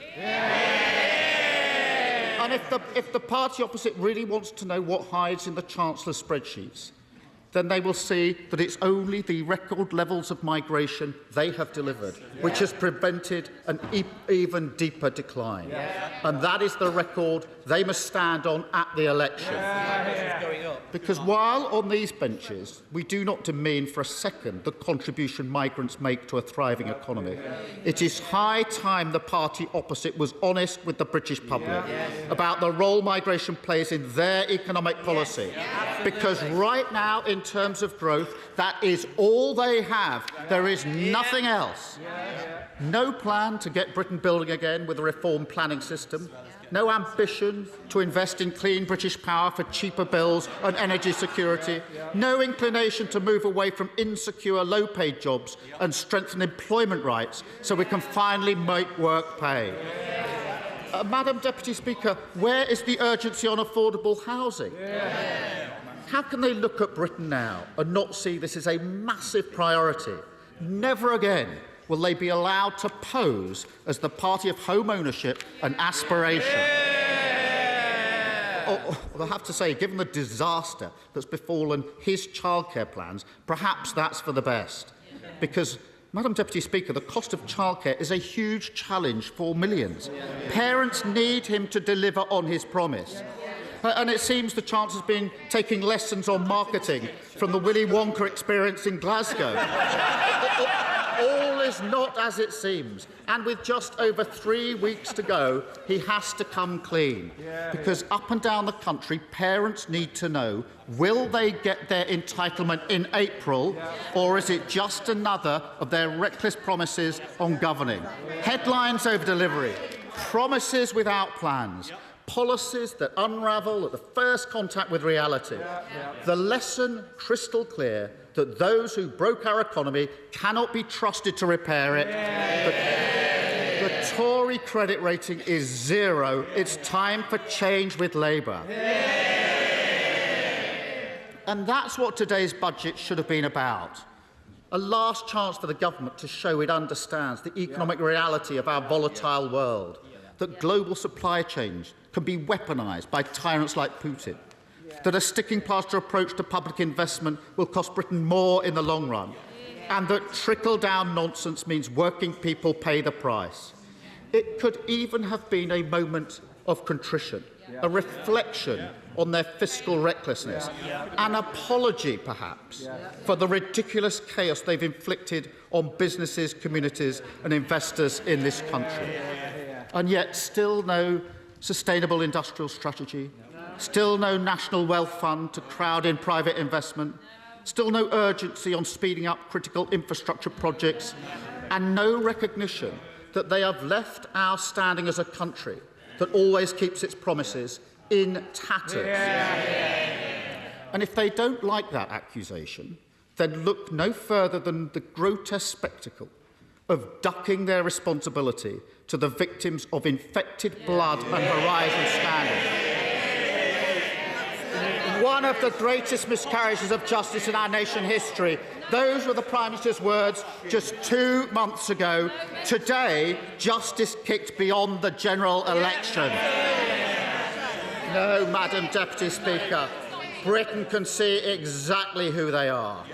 And the reality is there is no path to economic stability, no way to a calmer, less chaotic politics with the party opposite in power, because chaos is now their worldview, a mindset that sees Britain's problems as opportunities they can exploit. Whether, like the Chancellor, that's out of desperation because they can't solve them, or whether, like the members for Fareham or South West Norfolk, they have no intention of solving them whatsoever. For a party this weak and divided, the end result is always the same. A vicious downward spiral. Chaos feeding off decline, decline feeding off chaos, while working people pay the price. The British people know this will not stop. 5 more years and it will only get worse. There will be no change of direction without a change of government. And that leaves Britain a nation in limbo, unable to shake off the Tory chaos that dragged us into recession and loaded the tax burden onto the backs of working people and maxed out the nation's credit card. Britain deserves a government ready to take tough decisions, give our public services an immediate cash injection, stick to fiscal rules without complaint, fight for the living standards of working people and deliver a sustainable plan for growth. So we say to the Chancellor and Prime Minister, it's time to break the habit of 14 years, stop the dithering, stop the delay, stop the uncertainty and confirm May the 2nd as the date of the next general election, because Britain deserves better and Labour are ready.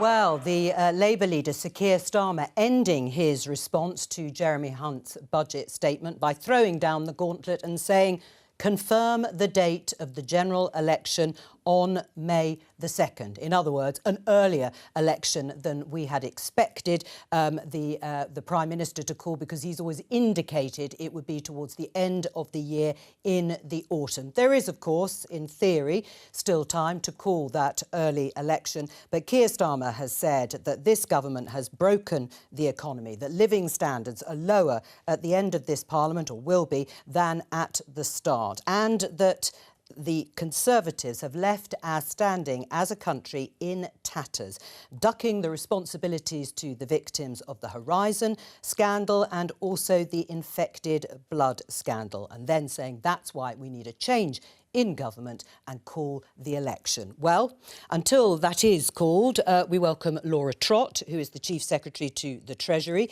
and sitting next to Jeremy Hunt during that budget. The headline was very much what we'd expected, another 2p cut in national insurance. You could have made a different decision. You could have used some of what we call that headroom to actually go into public services. Why did you make a different choice and go for cutting national insurance? Well, we've seen a huge amount of investment in public services just from today. You know, we saw NHS is getting over £5 billion. 2.5 billion pounds next year. This is significant investment. We also saw a significant investment through the public sector productivity programme in special educational needs schools, in police.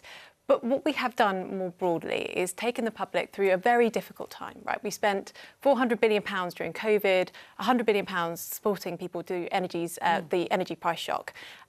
But we've had to take difficult decisions. But because of the plan, the economy is turning a corner. And now we're able to give working people back some of their money through tax cuts. As you say, some of their money, because the overall tax burden is still going up. And we have to be honest with voters and with the electorate. Let's just show the graph here. Tax as a percentage of GDP. So despite what was announced today and despite what was announced in the autumn statement, you can see there that by 2028-29, the forecast, the figures from the Office for Budget Responsibility, it's still going to reach that record high. Tax levels at 37.1%. Taxes are going up. Because of the steps that we've taken in the fiscal events, over the last 4 fiscal events, it's 0.6% lower than it would have been. But I'm not shying away from the fact, Joe, I'm absolutely not. Right. From the fact we so have you taken can stay clear to everyone, decisions. tax is going up, overall tax burden is rising and will continue to do so. But think about the individual people within that. We've always said, the people with the broader shoulders, we are asking to take most of the burden. And then we're doing that in order to allow working people to have a lower tax burden. Someone on the national living wage, their taxes will be 35%, their take-home pay will be 35% higher than it would have been otherwise. And that is really important. The distributional impacts of this are very different. But all you're doing is you are giving back, as you quite rightly said, some of what you've taken away. Because of those tax thresholds having been frozen over a considerable amount of time, anyone who earns any more money gets dragged into higher rates of tax, and they are far bigger across the board than what you are giving them back in national insurance cuts. In fact, we looked at some of the figures, and the combined effect of a 4% cut in national insurance and the threshold freezes between 2021 and this April would mean that people earning less than £25,000 are worse off. I think it's important that we look at this over a longer But is that period. true? Well, I think the average earner has the lowest effective tax rate now since 1975. Right, that is a really important thing. So it is, and for people, as I said, on the lowest money, on the national living wage, they are 35% better off since 2010. If you earn less than £25,000, average wage, you are worse off. So when people are asked, do you feel better off or do you feel worse off as a result of Conservative governments, they won't just feel worse off, they are worse off. That's not true since 2010. I think that's really important. That's not true since... And we did some huge personal, in terms of the basic rate, increasing that, the income tax threshold. It is so that is the difference. Because we made those big changes in the tax-free threshold at the beginning. Shall we have a look at that? You say that, but let's have a look at that graph again. Tax as a percentage of GDP since 2010. Taxes have gone up. Yes. I agree with you in terms of the overall tax burden. Well, that's what we're looking at. No, but absolutely. I've been very clear at the beginning. We had to make some difficult decisions. We spent £400 billion during COVID. We have to pay that back. That is a fundamental Conservative principle. We've had to do things that, as a Conservative, I feel very uncomfortable doing. But we've always asked those with the broadest shoulders to take the biggest burden, and we are trying to give back now because our plan is working, because inflation is falling, because real wages are rising. We are able now to cut working people's taxes. All right, one of the things that, in fact, we just had the Institute for Fiscal Studies head here, Paul Johnson, one of the things he wanted to know, even before the budget, is that public services, some public services, are going to be squeezed quite dramatically, he thinks, and he wanted to know where is the axe going to fall. You're keeping a 1% increase above inflation, but of course that's across all public services. Some will get more and others will get cut. Where are you going to cut? So you're very right to point out that the overall size of the pie will be going up. This is not austerity. The amount that we are increasing Well, how do we know unless we know what you're going to cut? Well, because the overall kind of the planned cuts from 2010 to 2015 was minus 2.1%, right? So this is going up. Resource spending is going up by 1% overall. So it's very important that people at home know that it's increasing. Yeah, hang on. That is 1%. You're right. Going up. It's not that much, but anyway, 1% above inflation. But not every area in government spending is going to get that increase because we have these unprotected departments. And those are the areas that are not guaranteed those increases. And they've already had cuts. Local government, Home Office and Justice. Where are the cuts going to fall? People will want to know. I think it's really important when local government, the amount of money they're getting up next year will go up by 7.5%. That is not them being cut. Their money is going up significantly. We just put an extra £600 million into local government. But also, I just want to emphasise, over this Parliament, we've increased the overall spending on resource by 2.3%, right? So it's gone up over this Parliament. It's going to go up over the next Parliament. But what we're doing is making sure that we are, and the Chancellor made this clear in his speech today, that we're spending this money very productively. So we announced a civil service kind of productivity plan today, which is putting money in, making investments in areas we know are expenses, we know are driving up council costs, for example, children's homes, special educational needs, schools, all those things. They will help save money and make sure that we are spending taxpayers' money more efficiently, because it's not just about what you put in, it's about what you get out. But there will be tens of billions of pounds of cuts to unprotected areas. Well, that depends on a spending review, which we are not doing. Faisal? The strategy of the Conservative Party since 2010 was to take people out of the tax system. You just put them all back in again now, with millions more in the tax system, 3 or 4 million now more dragged into the high rate tax band, creates all sorts of problems with red tape. And you've taken that tax money, which was far bigger than you anticipated when the freeze came in, and now you want some credit for giving about a third of it back. Because the economy has been doing well, and because of that, the tax take has increased, and that has also meant that, and because of inflation falling, the debt interest payments also gone down, so that's increased. So that has allowed us, a little more headroom as well. But what we have done, as I've said, is make sure that where we can and where it's responsible to do so, we start the process of cutting people's taxes again. This is not the end of the story. Why not just stop the freeze that's happening for the next 3 years rather than seek some great credit? This is not the end of the story. We're doing things where it's fiscally responsible to do so. We're also doing things that aren't inflationary. You'll know that it's very important that this national insurance cut isn't inflationary. And overall, the OBR says that these package of measures will reduce inflation next year by 0.2%. You're now running the public finances very hot. The headroom is now just below 9 billion, just a few billion. Just a tiny move in the forecasts could wipe that out.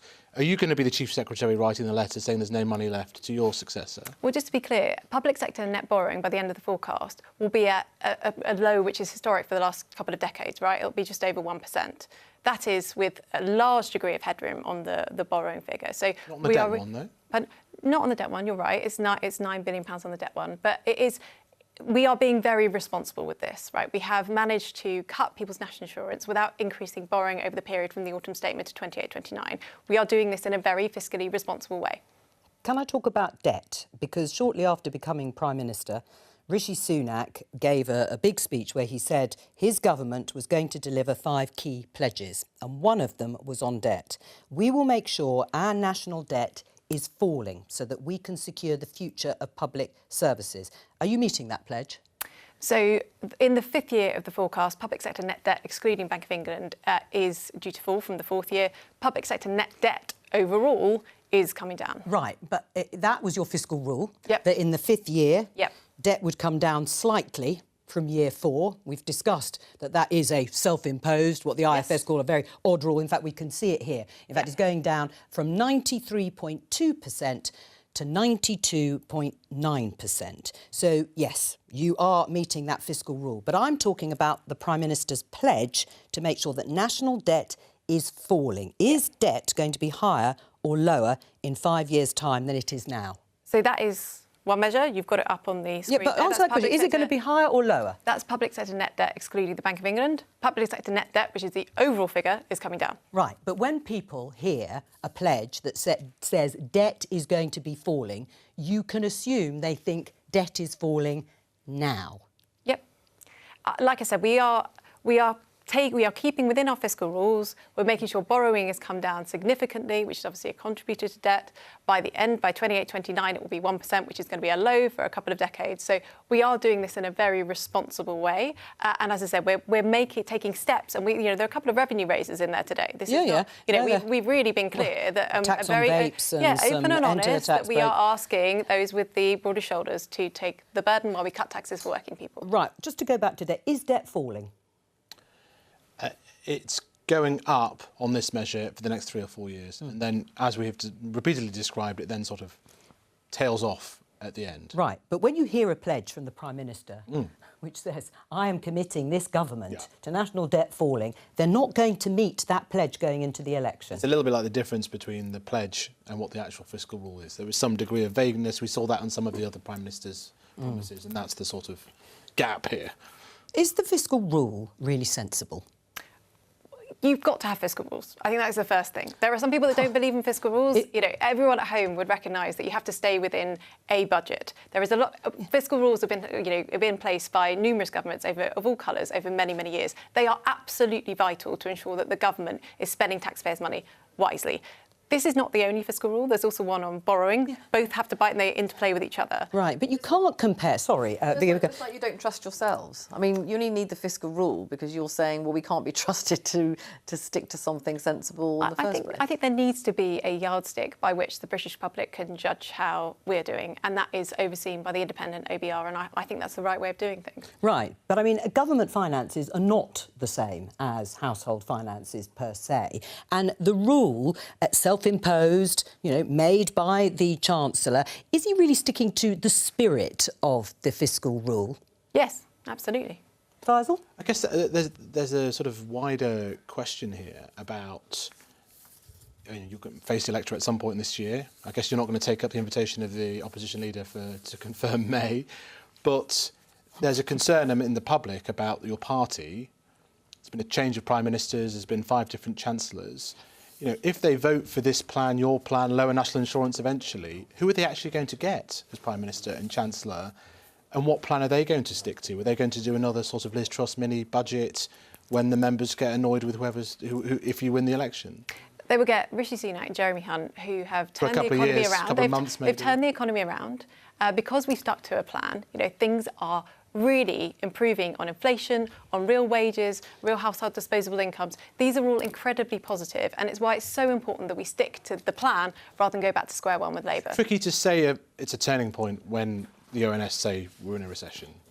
As mild as that might be, it is a recession. Yeah, but you will also know that the Bank of England was predicting the biggest recession, since the war. But zero. Are you saying zero growth over 5, 6, 7, 8 quarters is some sort of World Cup winning moment? But no, you will acknowledge how bad the forecasts were in autumn 22, right? Like, it was very bad. It was the longest recession, I think, since the Second World War. So they're just bad rather than very bad? No, because what we've done is that things have markedly improved since that. But there have been Conservative governments all the way since 2010. No, of course, but we've had to face COVID and we had to face a very severe energy price shock, right, which caused inflation to skyrocket. We've had to work very hard with the Bank of England to bring that down and to repay our COVID debts, which we spent on things like furlough, which I think people at home understand were incredibly important, but we have to pay for them. And we've had to pay for them doing things I, as a Conservative, feel quite uncomfortable doing, putting up people's taxes in some instances. But now we are trying to bring them down as much as we can and focusing on working people while we try and do that. Well, one of the things that Jeremy Hunt was very critical of in the past and obviously uncomfortable about was the call from Labour to scrap what they call non-dom status. Well, there was a big U-turn today. Let's have a listen. You haven't done anything about non-doms. Why not? Well, there's a non-dom regime in Ireland and a non-dom regime in France, and these are foreigners, and I would rather wealthy foreigners spent their money in Britain because that supports jobs in our shops, in our restaurants. In the end, I've tried to avoid anything that damages long-term growth. What's changed his mind? Well, we've always said we want a fair and competitive tax system. This is a change. It is a reform. I think it's a good reform, which will mean that we have a very internationally competitive system, but we also raise money in a fair way. Right. I mean, he did say, of course, then that he didn't want to do anything that would damage long-term growth, but he's changed his mind. He doesn't think it will. The reason is because this is a reform system. There's lots of complicated detail around what you can do in this 4 years. You're able to bring all of your assets over here now, which is a slight change to what has been done previously.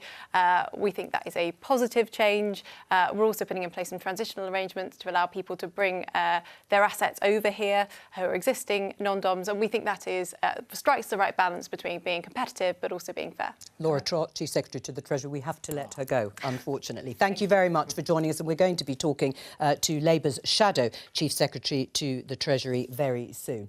Faisal, what did you make of what you've heard from Laura? I was going to ask about the levelling.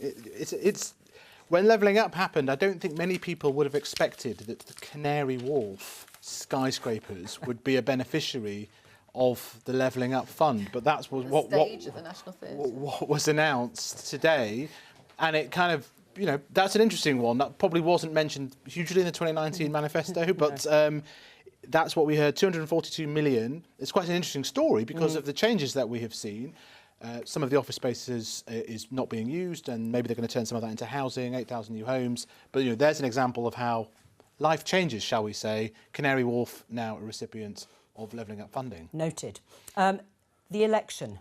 The date of the election. Still don't know it, Jo. Not surprised. No, ask me. No, I'm not going to ask you. But it was interesting, Keir Starmer, obviously, and perhaps unsurprisingly, calling on the Conservatives, although they'd emptied the chamber after that division for about 15 minutes, emptied the chamber, calling for that May the 2nd. It didn't feel like today was heralding an early election. No, I mean, I think the day that they announced the date of the budget, I think a lot of us thought, oh, yes, that's quite a bit earlier than normal. They're leaving the chance that they could still do it for May.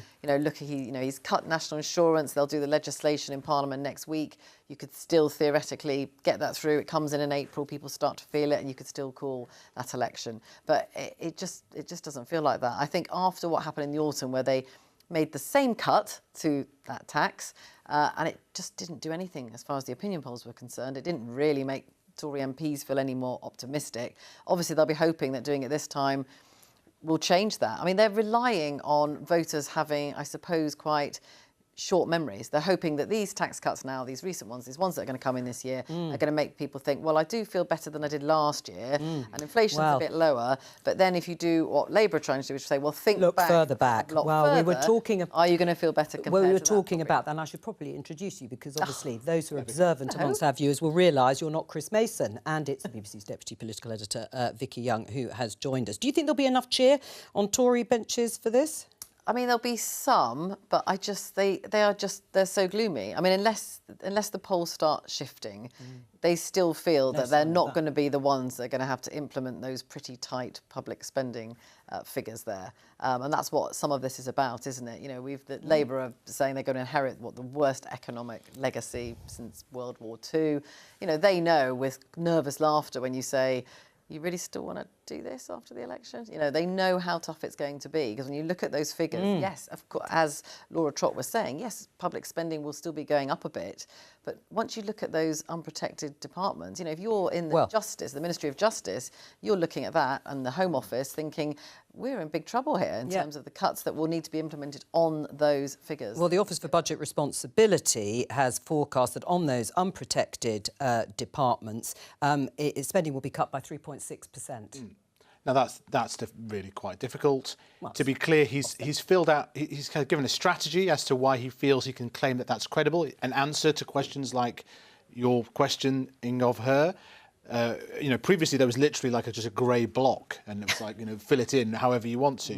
But I think the bigger picture, as regards Vicky, in terms of the interaction of the economy and politics, is I think their hope is 2p plus 2p. Energy bills are going to come down next month. Interest rates may come down from in June-ish. You're starting to cut with the grain of the wood, and people might start to notice the totality of that. That is obviously what the strategy is, and then that would feed into the idea of the Prime Minister actually being accurate in saying that maybe the election is going to be in autumn. We're going to go up to Newcastle in just a moment, but first of all, let's give you a summary of the main measures from the budget. National insurance cut by 2p. Also announced, child benefit salary threshold increased. That's from £50,000 to £60,000. Windfall tax on oil and gas extended. Non-dom tax status abolished, as we were just discussing there. New vape levy and an increase in tobacco duty. That will be to raise some of the money to partly pay for that national insurance cut. Fuel and alcohol duty freeze extended. Tax relief for holiday lets are scrapped. That was also trailed. And capital gains tax on properties reduced.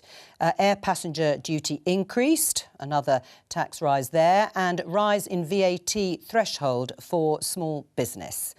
It was a very lengthy statement by Jeremy Hunt. Day-to-day spending increase, as we've been discussing, is going to be kept at 1%, and an extra £2.5 billion for the NHS this year, alongside that productivity plan, £3.4 billion to fund that, with the hope of making massive savings, £270 million for manufacturing industries, and the new North East devolution deal announced by Jeremy Hunt today.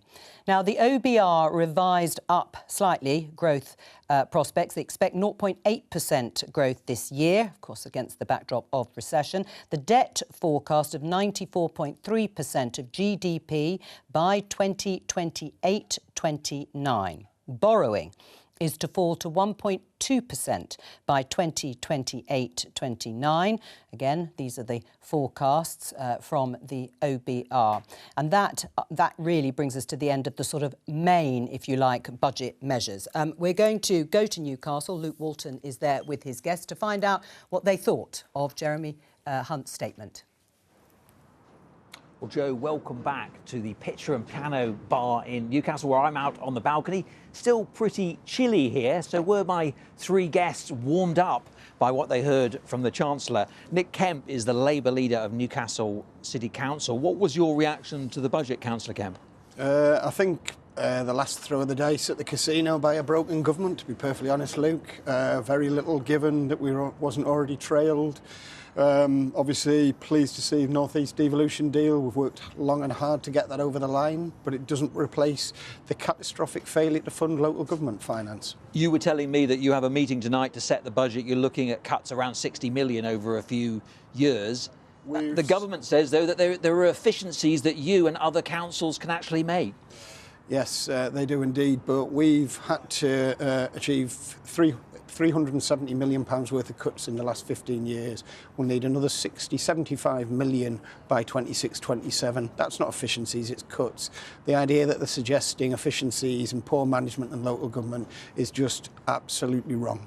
You mentioned the Trailblazer deal. I believe it means about £100 million for the North East, and also some extra powers for this new North East mayor that's being set up in a few months' time. That's got to be good news, isn't it? The £4.2 billion deal is an excellent deal for the region over 30 years. It gives some certainty, and the Trailblazer status, which we demanded through the negotiations, gives some opportunities, flexibility and funding, etc. But it doesn't replace the fundamentals of structural reform of local government finance. Well, Charlotte Carpenter, you're from Coburn Homes, which is a North East-based social housing provider. What did you make of what you heard from Jeremy Hunt? Specifically on housing, very disappointing. There was very little in it on housing overall, and nothing in relation to affordable or social housing, which is much needed across the UK and in the North East and Yorkshire. There are about 8 million people in some form of housing need across the UK. There are 75,000 people on waiting lists within the North East alone. We only build about 1,200 homes. So we urgently need additional funding to build those homes, or even certainty over a long-term plan for housing.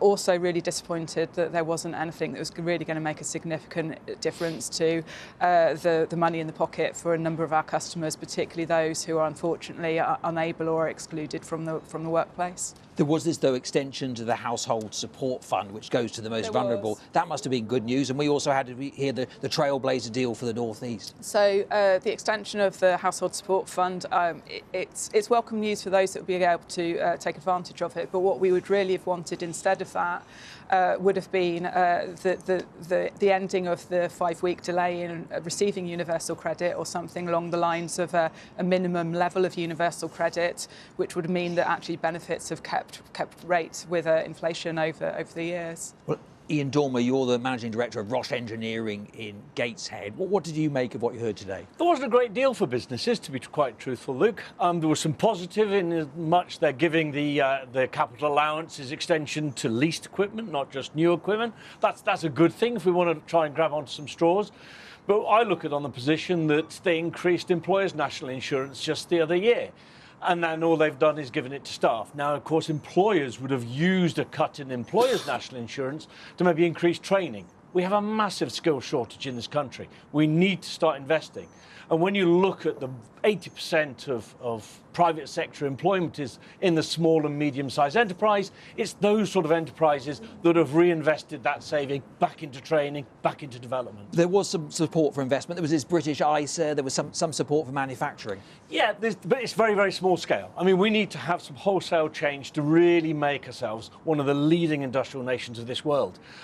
And that's something that I think, we've done in the last year, because we've moved from 9th to 8th in terms of leading manufacturing nations. We overtook France, good sign, but let's not just stop at 8th. We want to move up that scale. So we've got to look at some long-term planning, a really good industrial strategy that's going to take us up the ladder even further. Nick Kemp, you briefly, you wanted to get back in there about what needed to be done. Well, two things. On the Household Support Fund, frankly, it's been a lifeline for many, many families across the UK and certainly in Newcastle. But as Charlotte said, the delay is absolutely the point that cripples people. But equally, 6 months, this is just electioneering. This isn't strategic. This isn't long-term. This isn't a solution for working. Well, we heard the Minister say that they were actually increasing funding for local government. Could you tell the leaders of the 19 authorities who've just had to secure support, wholesale assets review? This is ludicrous. There's no strategic planning. This is literally... OK, well, thank you. Well, we've run out of time, but definitely a mixed verdict, not entirely positive from my guest here in Newcastle.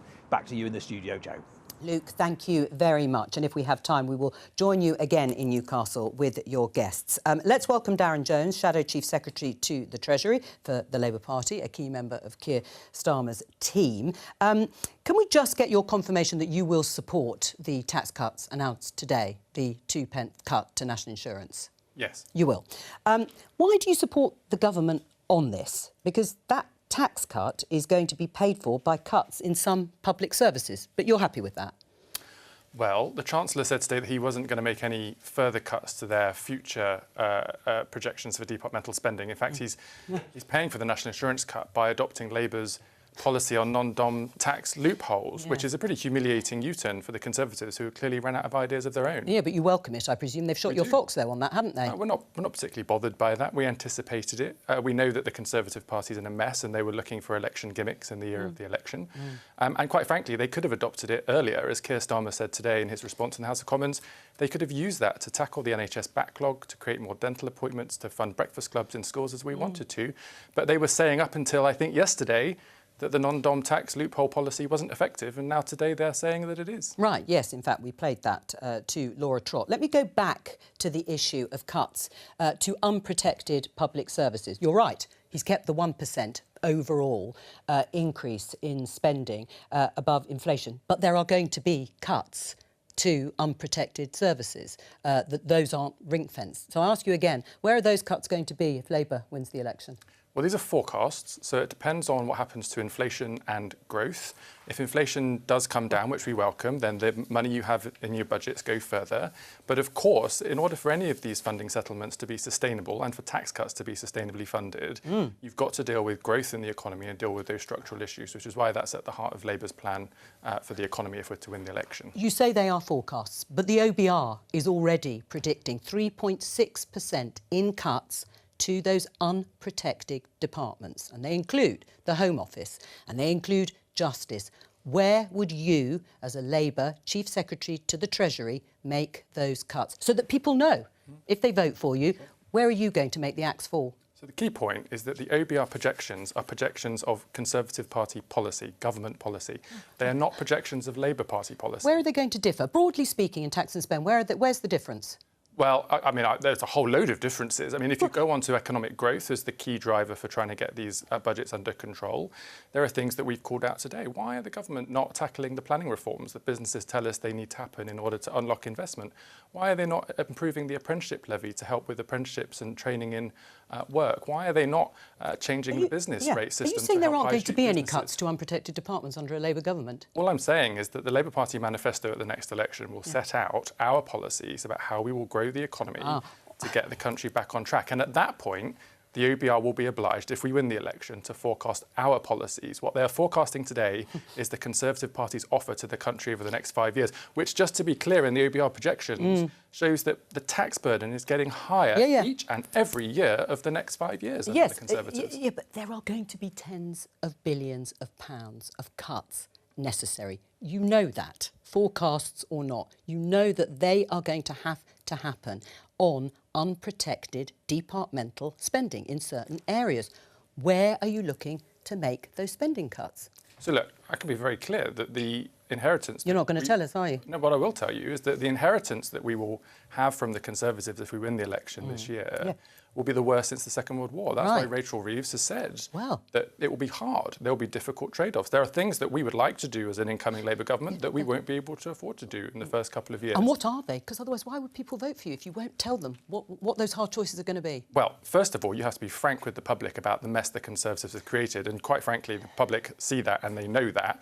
That's why the Labour Party is more trusted on the economy now than the Conservatives going into this election year. But we will set out through our 5 missions how we plan to get the country back on track. And I'm not here telling you that everything's going to be easy and there'll be silver bullets in the first 100 days to solve the country's problems. You won't give me one example of a cut or what the state will do less of.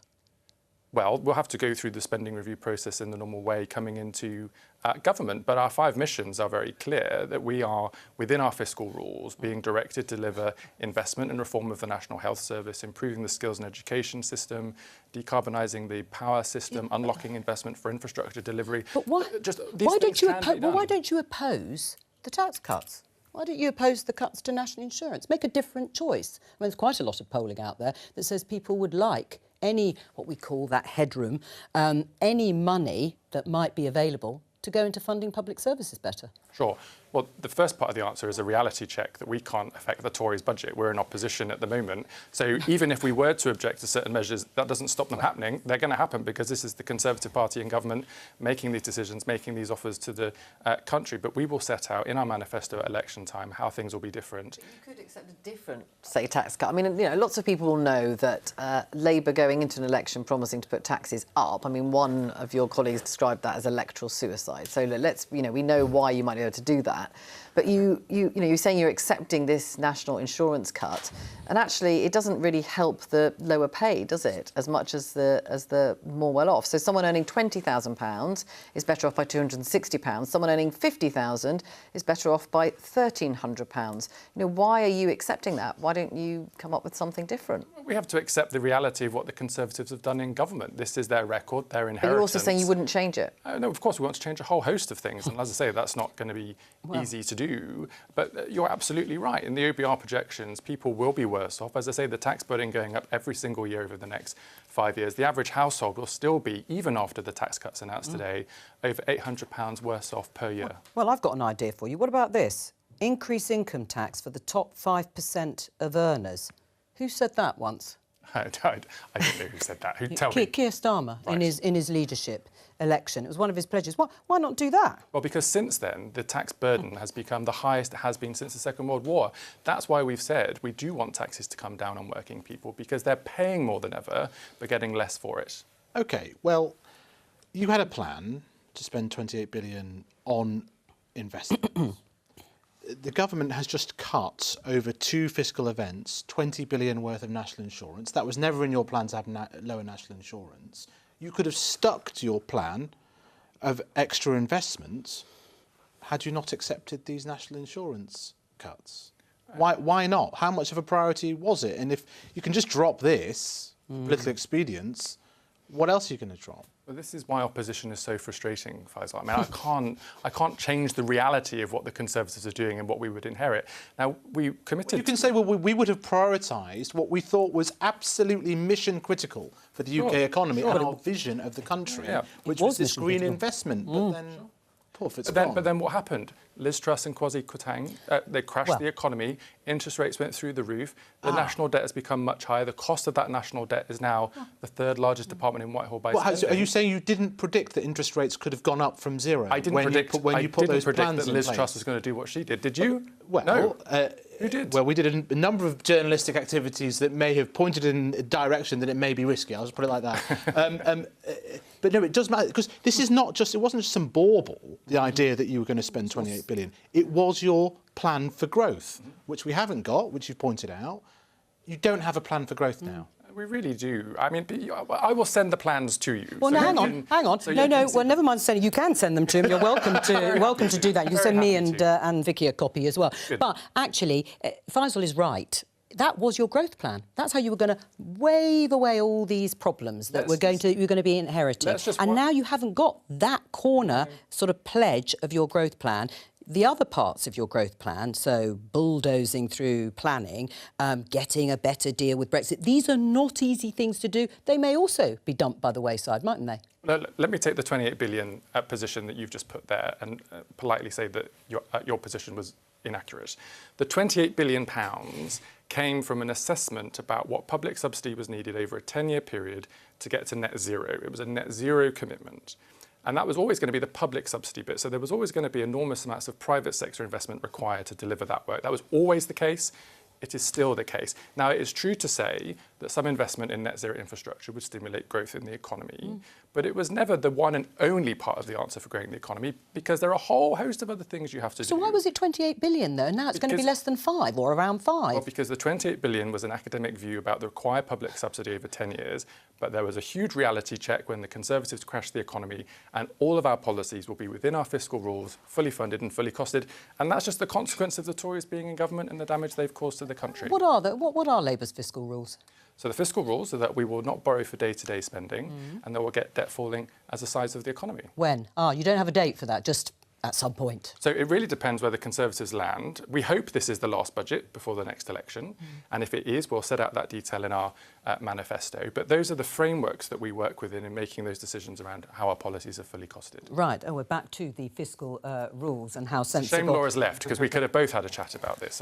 Right, but I mean, are they sensible to keep? Bearing in mind we just showed Laura the debt falling in the 5th year compared to the 4th year. I mean, does it really mean anything?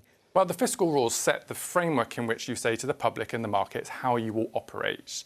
And the problem with not having them is you end up in a situation, as we did with Liz Truss and the Conservatives, where politicians announced huge unfunded tax cuts, went off the rails, tried to derail our economic institutions. And what happened? People are paying the price with their mortgage and rent bills as a consequence. But this is now restraining what you argue and still think would have been productive investments in the future of the economy and that would help us reach net zero. That's different. But you're bound by the same restraints for a totally different type of spending. Well, so, I mean, you're being asked the question, are you sure these fiscal rules are working? Sure. I don't want to go down the rabbit hole, but for a second, whether it's productive investment or not in terms of improving the productivity within the economy, some net zero spending, for example, installing a heat pump to replace your gas boiler, will stimulate some activity from those people working on it, but overall it won't improve the productivity of the economy. It's probably still the right thing to do in order to hit our carbon reduction targets that we're committed to by law. But that's why the growth policy from the Labour Party is much broader than the net zero investments. Well, let's see if you can stick to it until the next election. Darren Jones, Shadow Chief Secretary to the Treasury, thank you very much for joining us. Let's get some more reaction. We can go to College Green, just outside the Houses of Parliament, and my colleague Regini Vaidyanathan is there. Regini. Joe, I'm joined now by representatives from the Scottish National Party and the Liberal Democrats. I won't waste any time. I'll introduce you both straight away. Richard Thompson, MP from the SNP, and Sarah Olney. Welcome to BBC News. Of course, now the budget's been delivered, it's all about getting reaction. We'll start with you, Mr Thompson. First of all, I wanted to ask why the SNP called for that vote when it would normally be a formality. Well, it was the first opportunity to record dissent to the measures that were in the budget, because all the tax measures have to be put forward in that motion. So it was an opportunity to vote against and record our dissent, and that's exactly what we did. Wouldn't normally do that, though, would you? Well, no, perhaps not, but I think in this case it's a budget that's so far from the mark of what is actually required in our view that we felt that was appropriate to do, and we're now talking about what we oppose in the budget. Let's talk about some of the nitty-gritty now then. Obviously, the Scottish Parliament does have some of its own tax-raising powers, but it doesn't over national insurance, for example. What do you make of this further reduction? Well, I think it's probably a fairer reduction than a cut in the basic rate of income tax. Let me say that right away. But I think at this point in time, it shows the skewed priorities of this government, that at a time when public services have been starved of cash for years, particularly the NHS, at a time when the Scottish Government is having its capital budget held back by about 10% over the next few years by the UK Government, that they've decided to try and cut tax. And I think it's a pretty blatant and brazen ploy to try and curry favour with voters in the swing seats of the South and Midlands of England. But at a time when public services need more investment, it seems a strange choice to make, and it's the wrong choice in our view. So if you think it's the wrong choice, are you planning to raise income tax? No, we'll obviously review. The Scottish Government will obviously review this budget, but certainly we've made choices in terms of having a more progressive tax system already in Scotland. If you earn average wages or below in Scotland, you're already paying less in tax before these measures than you would if you lived elsewhere in the UK. And if you earn more than the average, you're paying a little bit more, which buys a range of benefits such as no tuition fees, free prescription charges, and a number of other social goods like the Scottish Child Benefit that's already lifting 100,000 Scottish children out of poverty. And just briefly, the government says that the SNP would make life harder for hard-working people, and they described this national insurance reduction as a union tax. Well, that seems a pretty childish piece of spin, frankly. I mean, we're already making life easier for people in Scotland. I think if you were to ask people in England whether they would like a payment like the Scottish Child Payment to lift children out of poverty, whether they like paying some of the highest tuition fees across Europe, certainly we're making life a lot easier for everybody in Scotland, and we're using a progressive tax system in order to do that. And I think that this was a pretty gimmicky budget that will quickly be seen very much for what it is. A gimmicky budget, according to the SNP. Let's move now to the Liberal Democrats. Do you share that view?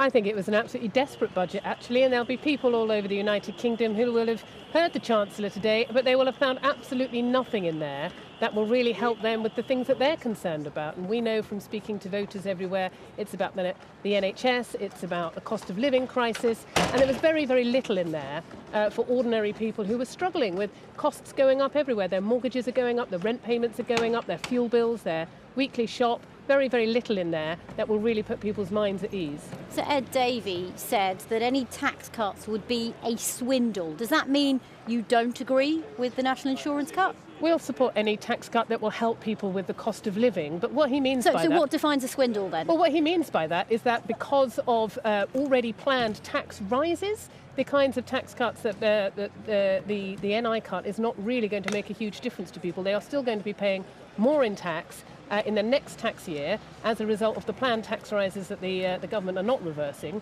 and that this small cut in national insurance is just a very, very small reduction in the amount of increased taxes that people are going to be paying. What would the Lib Dems' economic plan be then to fund these public services? Well, our absolute number one priority is the NHS, and what we saw today was all the Chancellor really committed to is just reversing their planned £2 billion cut in spending for the NHS, and we know that there are about 2.8 million people currently on the sick list. They can't work because they've got conditions that are preventing them from going back out to work. And we want to see those people getting the treatment that they need so that they can get back to their workplaces. And that would be our number one priority. We want to increase the number of GPs, to cut waiting times to see GPs. We want to really invest in cancer care because we know how far behind we are as a nation in treating that. And those are the things that we would really like to have seen in the budget today. OK, Sarah Olney from the Liberal Democrats and Richard Thompson from the SNP. Thank you very much for joining us. So there you have it, Joe, the views from the Liberal Democrats and the SNP, initial reaction. It's getting quite busy here on College Green and a bit rainy, and we will have more reaction on the BBC News channel throughout the afternoon. Thank you very much, Regina. We will let you go and get some shelter from the rain out there on College Green with both the SNP and the Liberal Democrats. Let's welcome our guests to give us more reaction to the budget that we heard from Jeremy Hunt and the response by Keir Starmer, the leader of the opposition, Kate Ferguson, the Sun on Sunday's political editor, and Rachel Cunliffe from the New Statesman. Welcome to both of you. Broadly, first of all, your reaction, Kate. There were no surprises, were there? There was no kind of big bunny rabbits. You know, you always wonder what's going to be in the budget. We knew that the 2p NICS tax was going to come, and indeed it did come. I think in a way, if there is a bunny, it's this pledge to abolish NICS, which really came out in the post-budget. Well, it's a direction of travel, isn't it? It's their pledge, yeah, it's an ambition to abolish NICS, which I would expect to come up again in manifesto pledge later this year. So I think that kind of puts a bit of clear blue water maybe between them and Labour if Labour don't match it. So there's a kind of pathway there. But I think most people think that after that budget, the one thing we can all be sure of is that there will not be a May election. Yes, I think we had already agreed to exactly the same thing here. We may be proved wrong, of course, but it didn't feel like that, did it? Despite Keir Starmer, of course, throwing down the gauntlet and saying, call a May election. No, I don't think there was anything in there. There weren't any of the kind of glitzy, eye-catching, shiny giveaways that you'd expect for a immediately pre-election budget. And I thought what the Chancellor said at the end about NICS and national insurance was really interesting, because he talked about national insurance penalising work instead of encouraging it, as opposed to income tax. He called it a penalty on work, and then he said that he was reducing it rather than abolishing it and combining it with income tax. And there was sort of a moment where it almost sounded like he was going to combine the two, and then he pulled back at the last minute. I think it's also sort of worth remembering that the cut may sound impressive, 2p off, and he's talking about it. And of course it's 4p when you include the 2p from the autumn statement. Those two combined, saving the average worker £900 a year, that works out at about £17.30 a week, and that's for the average worker. Obviously, those who are struggling the most will see far less of that increase. I'm not sure an extra £17.30 a year is really enough to turn around the polls at this point. We'll just take a pause And say goodbye to viewers on BBC News Channel, but you are watching a Politics Live special covering budget and the analysis from the statement from the Chancellor, Jeremy Hunt, with my guests here, Kate Ferguson, Rachel Cunliffe and the BBC's Deputy Political Editor, Vicky Young. There'd been a lot of debate about whether there might be an income tax cut because a lot of Tory MPs felt that that would have more of an impact electorally in terms of political support than cuts to national insurance. Are Tory MPs disappointed, the ones you've spoken to, or have they given this a big cheer? I've had mixed reviews from Tory MPs. Some say there's enough there to go and take the fight to Labour a bit, but I just had one senior MP text me saying he'd never seen anything so limp. So definitely not all-round cheers from Tories. I think you're right, it's pretty interesting, right, that Jeremy Hunt and Rishi have alighted upon NICs as this unfair tax. That's the tax they're cutting. They've obviously ditched the income tax stuff that they were talking about in leadership. And they're going to. I think you're going to see this phrasing a lot, which is, this is an unfair tax. It's a tax on work. Yes. Will Labour match us? Well, and he made a lot of the figures of people going back into work, or certainly from the forecast of the Office for Budget Responsibility. But Labour, we've just had Darren Jones, Shadow Chief Secretary to the Treasury, saying they will back those cuts to national insurance. They have said they want the overall tax or taxation to come down. The overall tax burden, of course, is going to continue going up. Is there enough of a difference when we get to the election between Labour and the Conservatives, and does it matter? I don't think there is, and I don't think it matters, to answer those questions quite simply. If you're looking at taxes that would be Labour-coded to cut, then national insurance is an obvious one because it is a tax on working people, younger people, people on lower income. It's not a tax on dividends or shares or on pensions, which are all taxes that are more appealing for cutting to Conservative voters. So I'm not surprised that Labour have said that they will match that. And no, I don't think there is a huge amount of difference in the spending plans because there isn't a huge amount of difference in the resources that both parties are working with. I mean, to be blunt, they're skint really.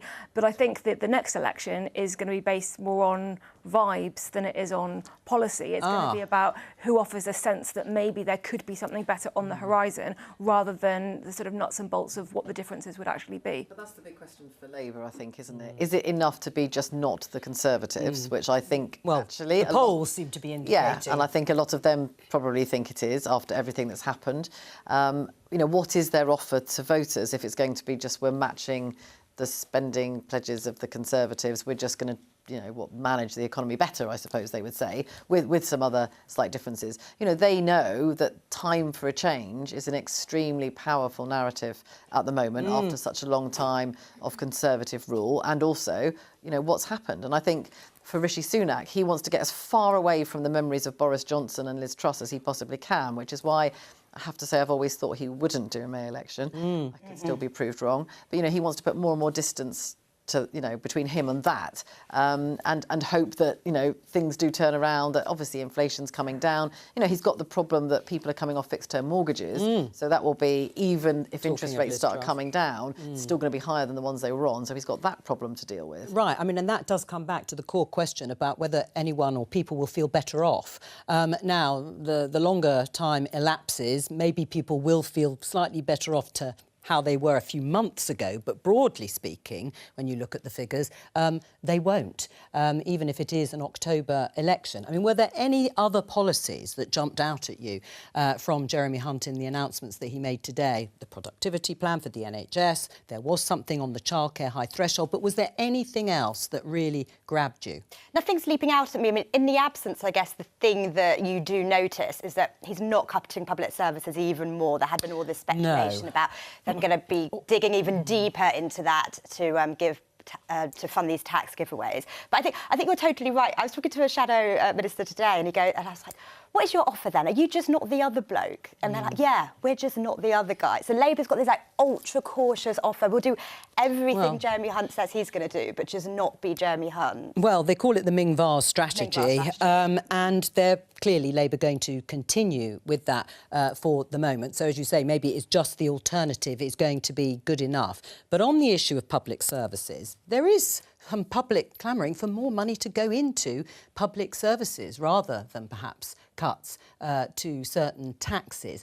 And an issue for Labour is going to be where the axe will fall on those departments that aren't protected, because it will be their problem to deal with if they win the election. Yeah, this was very much a budget about laying traps for a future Labour government. A lot of the spending cuts are due to come into force after 2025, so when the Conservatives off the record will say that they are expecting not to be in power then. I don't think that's any big surprise to anyone sitting around that table that they're having those conversations.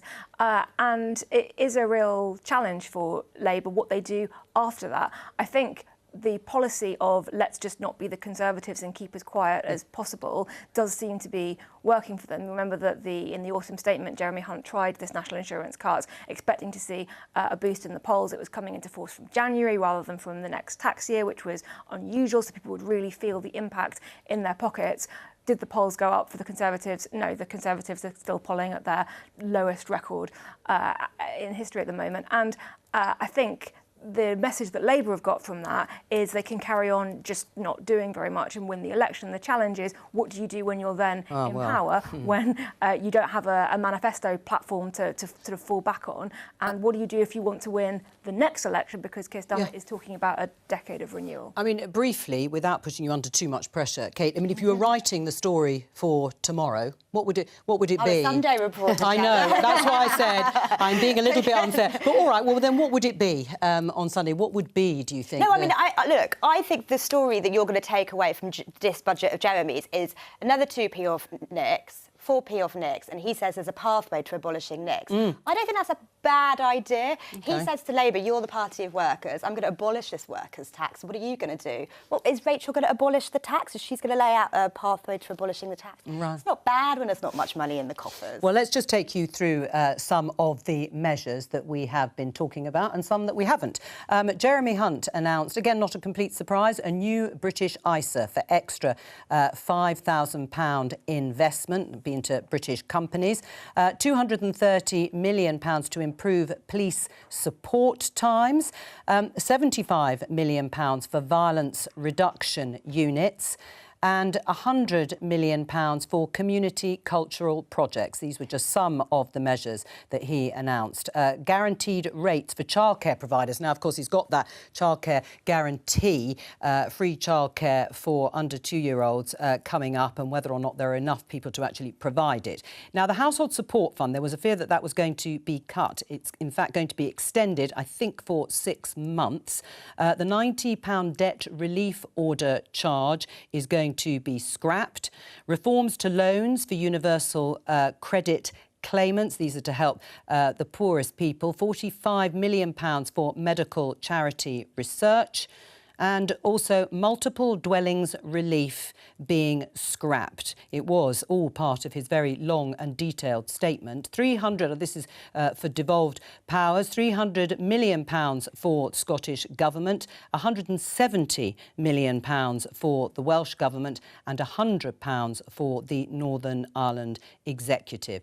£200 million to extend the Recovery Loan Scheme, and £242 million for Canary Wharf and Barking. As Faisal Islam was saying earlier, that's levelling up for Canary Wharf. Well, on that note, let's go to the city and speak to Jane Foley. Jane, obviously watching the market reaction, what's it been?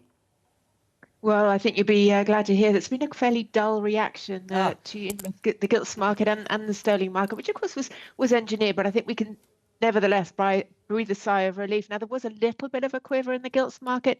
Issuance will go up, but not by much, around about to 265 from around about 258 projected. But actually, you know, that little brief sell-off that we did see in the gilts market came back after US data. So actually, it was the US data that seemed to have, you know, bigger market impact, if you like, than the budget itself in the UK. Sterling also, it sold off early on in the budget by a small amount, and that was because we we heard the budget, that the Chancellor, of course, suggesting that inflation could be down at the Bank of England's target within a few months. Now, that, of course, suggests that there could be scope for perhaps an earlier or more aggressive, maybe, Bank of England interest rate cut. But again, it didn't really hold those gains. But what I would say is that some of these forecasts, particularly with respect to growth, they do seem fairly optimistic. We did see growth revised higher. Now, one of the reasons for that was that the OBR used in its forecasts market rates, the way they were in the middle of January. Now, back in the middle of January, the market was priced for more aggressive Bank of England easing than it is now, and that would allow perhaps for more optimistic growth forecasts than we would have had they based it on market rates today. So again, that perhaps leaves potential trouble for the Labour government, assuming that that's what we get after the election. Because if growth doesn't match those targets, well, the budget, the numbers look even worse. Yes, well, as you say, they were revised up slightly in terms of growth figures, and there is expectation around a cut in interest rates from the Bank of England, but we don't know when that will be. Jeremy Hunt said, we've turned a corner on inflation. We'll turn a corner soon, to paraphrase him, when it came to growth. But he will be pleased, won't he, with a dull response, as you put it, because he certainly didn't want to excite the markets in any way when we think about previous budgets that have sent the markets into something of a spin. That's exactly right. I think we've all got the memory of September the 23rd, 2022, which was, of course, the date of the Liz Truss budget, and the reaction, the significant fallout both in the gilts market on interest rates and, of course, on sterling. And I think we can say that if we look back at UK politics, probably back, as far as 2016, when UK politics are good, when UK politics are dull, that's something which is actually good for investors, both for the gilts market and for sterling. So, a dull political backdrop is better. Investors can make plans, they can start to project what they want to do in the future. And actually, given the tightness of the fiscal position, given the speculation that actually there's not an awful lot of wiggle room for whoever takes the keys of number 11 after the next election, that election could actually end up being pretty dull for sterling and the UK markets too, which actually would be a good thing. Yeah, well, it's not for us for coverage. We don't want it to be too unexciting. But as far as the markets are concerned, Jane Foley, you're absolutely right. Thank you very much for joining us. I mean, taking that, Jeremy Hunt was at pains to say that we are a country that wants to present itself as honouring its obligations, that we pay our way. He certainly didn't want to do anything that would have repeated anything like the quasi-Kwarteng budget. And hence, there will be some Conservatives, no doubt, who say it was timid. Yeah. You'll have a whole bunch of Conservatives saying it's timid. I no doubt you have probably some saying they need to go further now in the chamber. I was listening to your correspondent, and I did think, having listened to that budget, that maybe you do hire Jeremy when you want Mr. Dull, both in content and delivery. Right. It was pretty dull, wasn't it? And I feel more optimistic now, having heard the City analysis. It's good that it was dull. It's good that it didn't send the bond markets into getting all exciting. But I think if I think back to recent fiscal events, not the Liz Truss quasi-Kwarteng mini-budget, but the budget last year, this time last year, Jeremy Hunt announced this big, bold childcare pledge that really was pretty revolutionary in policy terms. We had the autumn statement where he announced full expensing for businesses, which was really about enabling businesses to invest and sort of growth. There wasn't anything in today's budget that I think even came close to either of those two things. There wasn't anything unexpected, but there also wasn't anything that you could look at and go, yes, this is how they're going to grow. It was just productivity gains, which we've heard an awful lot about over the last couple of years. Well, we have. I mean, he did make that a sort of centrepiece, I suppose, the productivity plan. The question that comes to mind is, well, why has it taken so long to be put into place? And also the idea of reforms, IT, AI, it sounds good, but it's not that easy to deliver, is it? Yeah, I wonder if productivity is ever sexy for a budget, right? These are kind of quite nitty-gritty. We're going to make the NHS go digital. Well, fingers crossed with that one. Obviously, the history of it's not been great. You're going to do some policing things, which again will say that it kind of is so effective that it will ease pressures on the public sector in the long term. I wonder if that's the reality of productivity in a modern world. It's just very nitty-gritty. There's specific examples, and you're hoping in the future it will yield results. Right. I mean, again, if that doesn't yield results, it's going to be a big pressure, isn't it, in terms of the NHS? Still no social care plan from either side, and that is still a big omission, isn't it, in a budget or in any of the announcements from government in the year of a general election. Yeah, it is, and I still think there's the issue. Now, we're all saying, that wasn't the launch pad for an election campaign. So then you're asking, well, what is, and when will it be, and how will they do it? Now, you have the advantage of being in government that you can pull some levers like holding an autumn statement. But if he hasn't done it now, what are we then expecting? Something maybe in September or October? And what will it be that we think will, change the narrative for Conservatives? I think there will be Conservative MPs a bit worried now about when that moment is going to come, or are they just going to sort of limp into an election campaign, without some big unveiling of something significant? Well, I mean, and that is true. You can't see what that's going to be at this particular stage. If you can't see it for May, of course, we have got the local elections coming up. That could be very difficult. The pledges that Rishi Sunak is making on small boats and the Rwanda plan, these are problems that are potentially piling up for the government following this budget. It's why some people got so overexcited about this idea of a May election, right? Because you're going to go into locals, you could bleed out at locals, you could lose, Andy, you could lose some of your mayors. You go into a summer, boat crossings will be high. What changes the dial? If these tax cuts haven't changed the dial, will they, as you point out, in October? But look, ultimately, sit back. How long has Rishi been PM? What is it, 18 months? No way is he going to go early. Just psychologically. No, well, they don't. People don't go early, do they? So not when they're 20 points behind the polls. And you're in a recession. Exactly. But what you do, you go long, you hope Labour fall over, and you hope something turns up. Yeah, I'm hoping Labour will be under more scrutiny than they have been the closer you get to a general election. And, that it is possible. I think it's true that the Conservatives have been, shall we say, taking all the attention over the last few years in various ways that they won't be happy about.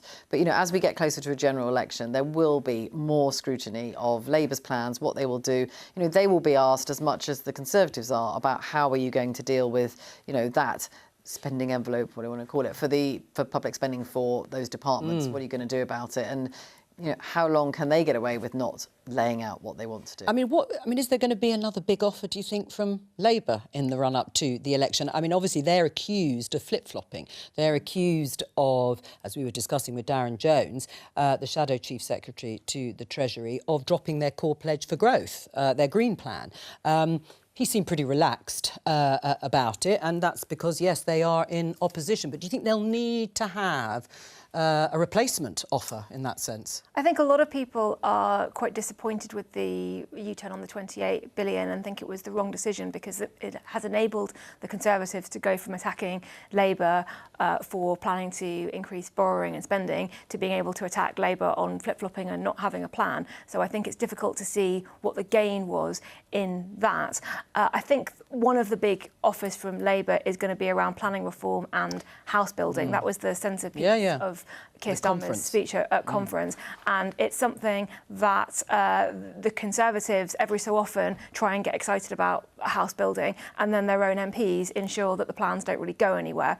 And so I think that is fertile ground for Labour. But really, Labour's policy, Labour's strategy is to just keep watching the Conservatives making mistakes. I also think that Rishi Sunak will try and drag it out as long as possible. If he drags it out and doesn't call the election until mid-December, we could have it in January 2025, and then he could put Prime Minister from 2022 to 2025 on his CV, which obviously looks better. Let's leave that prospect just to the side for one moment, that it's that long, as we all think it's going to be in the autumn. Let's go to Newcastle and get some more reaction from people there who've joined our political correspondent in the North East, Luke Walton. Luke. Well, Joe, welcome back to the Pitcher and Piano Bar in Newcastle and that famous Tyneside backdrop. With me to enjoy the view and to chew over the budget are three guests. To start with, there is Deborah Walton, who's the Chief Financial Officer, I should say, no relation, of Palin Test, which is a tech firm in Gateshead. What was your assessment of that budget? Well, you're right. Peel and Test were a water testing sort of analysis business, are quite innovative. So from a business perspective, I felt it quite bland. So I'm pleased nothing changed on the R&D tax regime, which we use. Our team at Peel and Test are fantastic, do a lot of work innovatively in our water analysis technologies globally. So I'm really pleased that it's remained the same for once. Pleased with the 2 pence tax cut in NI as well. That's great for our teams that work with us. But I think ultimately they need to look at the income tax thresholds. So at this point, nothing moved on that. On national insurance, though, this is a region that's particularly hit by cost of living. Absolutely. As you say, your staff will be welcoming that 2p off. Yeah, definitely there will be, and I'm pleased they're going to get that as well, so it's good for our teams. I mean, I do think I read earlier that there might have been some kind of incentive for businesses who invest in healthcare as well for their teams at work, and we do that, and I didn't see that in the budget either. So overall, good for a team, I think, with a 2p NI. You also mentioned the Trailblazer deal for the North East, that extra devolution, that extra cash. That's something you welcome. Yeah, absolutely. The devolution deal, fantastic. Yes, I think it's been welcome in the region when we signed that deal. I think the Chamber of Commerce did a great job with that. So I'm looking forward to that coming into fruition. And talk of a film studio in Sunderland. Oh my goodness, yes, Leo Pearlman. I've already seen him email that on LinkedIn rather. So yeah, that's going to come to fruition, the smart crown work. So really excited to see that. Good investment in the region. Alison Dunn is Chief Executive of Citizens Advice Gateshead. What was your response to what we heard today? I would have liked to have seen the government go much further than they did. I'm really pleased to see the changes to the eligibility criteria for child benefit, the extension of the household support fund and the abolition of fees for debt relief orders, but really disappointed to see that there was no additional investment in public services or the third sector. There's been a lot of talk in the press lately about the numbers of people who are economically inactive, and actually it's investment in public services and the safety net provided by the third sector that would really make the biggest difference there. What would you have liked to have seen? I would really like to have seen investment in public services increased. The talk of productivity gains, I'm not sure that they are realistic. Increases in productivity require investment for those productivity gains to be achieved, and I just some don't cash for the NHS, it should be said. Local government in particular, so councils. We've seen in Gateshead a 40% decrease in the amount of funding provided to local government. A 1% annual increase just isn't going to touch the sides. Well, Adam Tibke, you're a 22-year-old Newcastle University student. Was there much in this for your generation? No, virtually nothing. I thought it all sounds really good, the sort of 2.5 billion to the NHS. That's a big headline-grabbing statement. But really, I mean, are we going to see that investment? I mean, the Conservative Party time and time again have promised investment in public services, yet we still have the longest waiting list we've ever seen. In terms of how the budget actually affects students, there's very little there that's going to make a difference to my life and the life of any other student. And you were telling me that rents are a huge issue for students in this part of the world. Rents are a massive issue. I mean, not just in Newcastle, but particularly if you just look at the sort of northeast. Durham, there's a massive housing crisis there. There are not enough houses to meet demand, and no solution is really being, put into place. York is another city with a similar issue. But if we look at Newcastle specifically, I myself have seen my rent increase massively over the past couple of years. Am I getting more for my money? Not really. If anything, I'm living in the house I'm living in. Sorry. Well, Adam, thanks so much. And thanks to all my guests. Sorry, we've run out of time, but many thanks there. I think some positives and also plenty of negatives. Back to you in the studio, Joe. Thank you very much, Luke. We've got time to catch up with the BBC's business editor, Simon Jack. Simon, hello to you. Hi, Joe. We missed you here in the studio, of course, but glad we've got you there. Give us your reaction and response for businesses. Well, business weren't expecting to be the main course here, having been the centrepiece of the autumn statement with those big tax cuts for the companies that are investing, and that's pretty much what they got. So just a quick run through. This British ISA, buy British incentives to do that, doomed to fail, says one stockbroker. People already invest in British shares through the existing allowances. Not many people max them out. A VAT threshold, when you have to register VAT, going from 85 to 90,000. Now, I'm told that's been in place since 2017, so really not even keeping up with inflation. But I'm told that plays in, by the way, to the Windsor Framework and the Northern Ireland Protocols, because there are some EU rules governing what can happen in Northern Ireland. So an interesting one one there. Obviously, the non-DOMs well trailed. The big win, I think, for businesses is that the full expensing, you can basically get back everything against your profits that you invest, also now applies to leased assets. If you lease a truck, if you lease a data center, if you lease an aeroplane, you can now use that to offset against your profits. So that was a big win. And of course, the oil and gas extension of that windfall tax. A lot of belly aching from the oil and gas industry, but secretly they thought they knew this was going to happen. Everyone said it would affect investment when they put it up, but people merrily still invested in one of the biggest oil fields we've seen in the last few decades. So all I would say is lots of little sweets, no main course, nothing earth-shattering, but I think the full expensing on the leased assets will go down in some quarters, particularly big business, as good. Remember, size matters in these things. Yes. 25,000 small businesses went bust last year. That's the highest number since 1993, so for 30 years. So a lot of big businesses feeling a bit better about the world now than they were. A lot of small businesses not in the same boat, and not much here to change that. Simon Jack, the BBC's business editor, thank you very much for joining us. Just to pick up on the student that was being interviewed up in Newcastle, saying there was nothing. He was 22 years old. It did feel that if you are a young person and you wanted to rent somewhere, never mind buy somewhere, it's still and going to be for a very long time beyond your means. There was nothing, was there? Nothing on housing, which is, I think, the key issue for young people, by which I mean anyone under, 45, perhaps. And it is something that the Conservatives know they have to grapple with. Last week, I was at the launch of the Adam Smith Institute's, I think it's called the Centre for the Next Generation, or the Next Generation Centre, or something like that. The Treasury Minister, Bim Afellamy, was talking about how important it is that the Conservatives get this right, because they are losing a generation essentially for life if they don't offer them something and offer them some stake in society, something that enables them to feel that you can accumulate assets in this country, that hard work does pay off, you can put down roots. Absolutely nothing in it today. But then I don't think anyone was really expecting it, were you? No, well, I mean, in terms of what they might benefit from is the 4p cut, of course, in national insurance, to go back to that core message about for working people and about helping more people back into work. I mean, that may have been lost to some extent on our student, but that will... Sorry, Joe, I was going to say, I think that will be key with the NICs. They've got to hammer the message. NICs is one of those funny taxes that, you only really get familiar with if you write about taxation. You've got to hammer it home to people that is a tax on work. You want to rebrand it, the workers' tax, we're cutting it. That might start cutting through to young people, but it really depends how able they are to land the message. You're right, nothing on housing. That's a big thing, particularly for young people in the south or in big cities. It wasn't this big ambitious budget, right? You didn't have this for pensioners, this for young people, rah, rah, rah.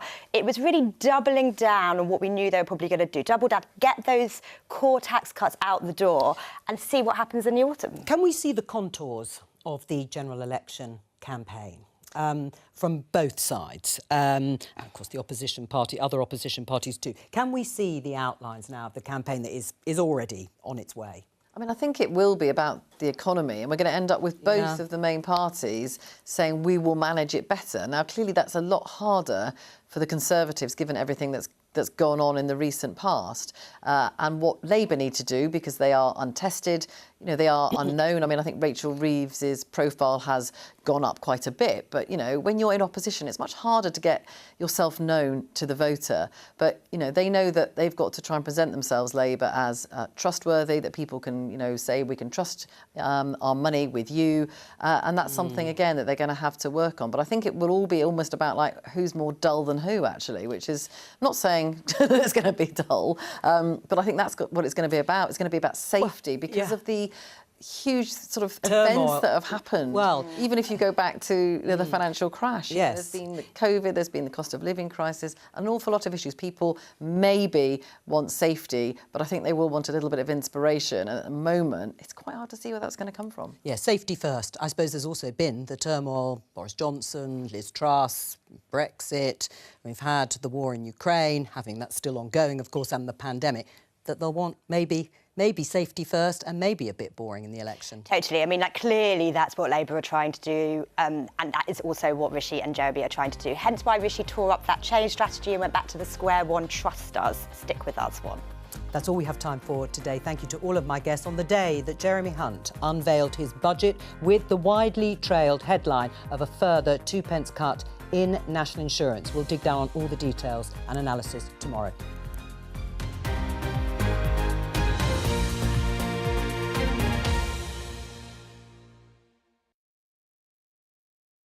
Welcome to breakfast. Thanks for joining us. Hello. You're going to have a great time. Remember, Kev, you aren't getting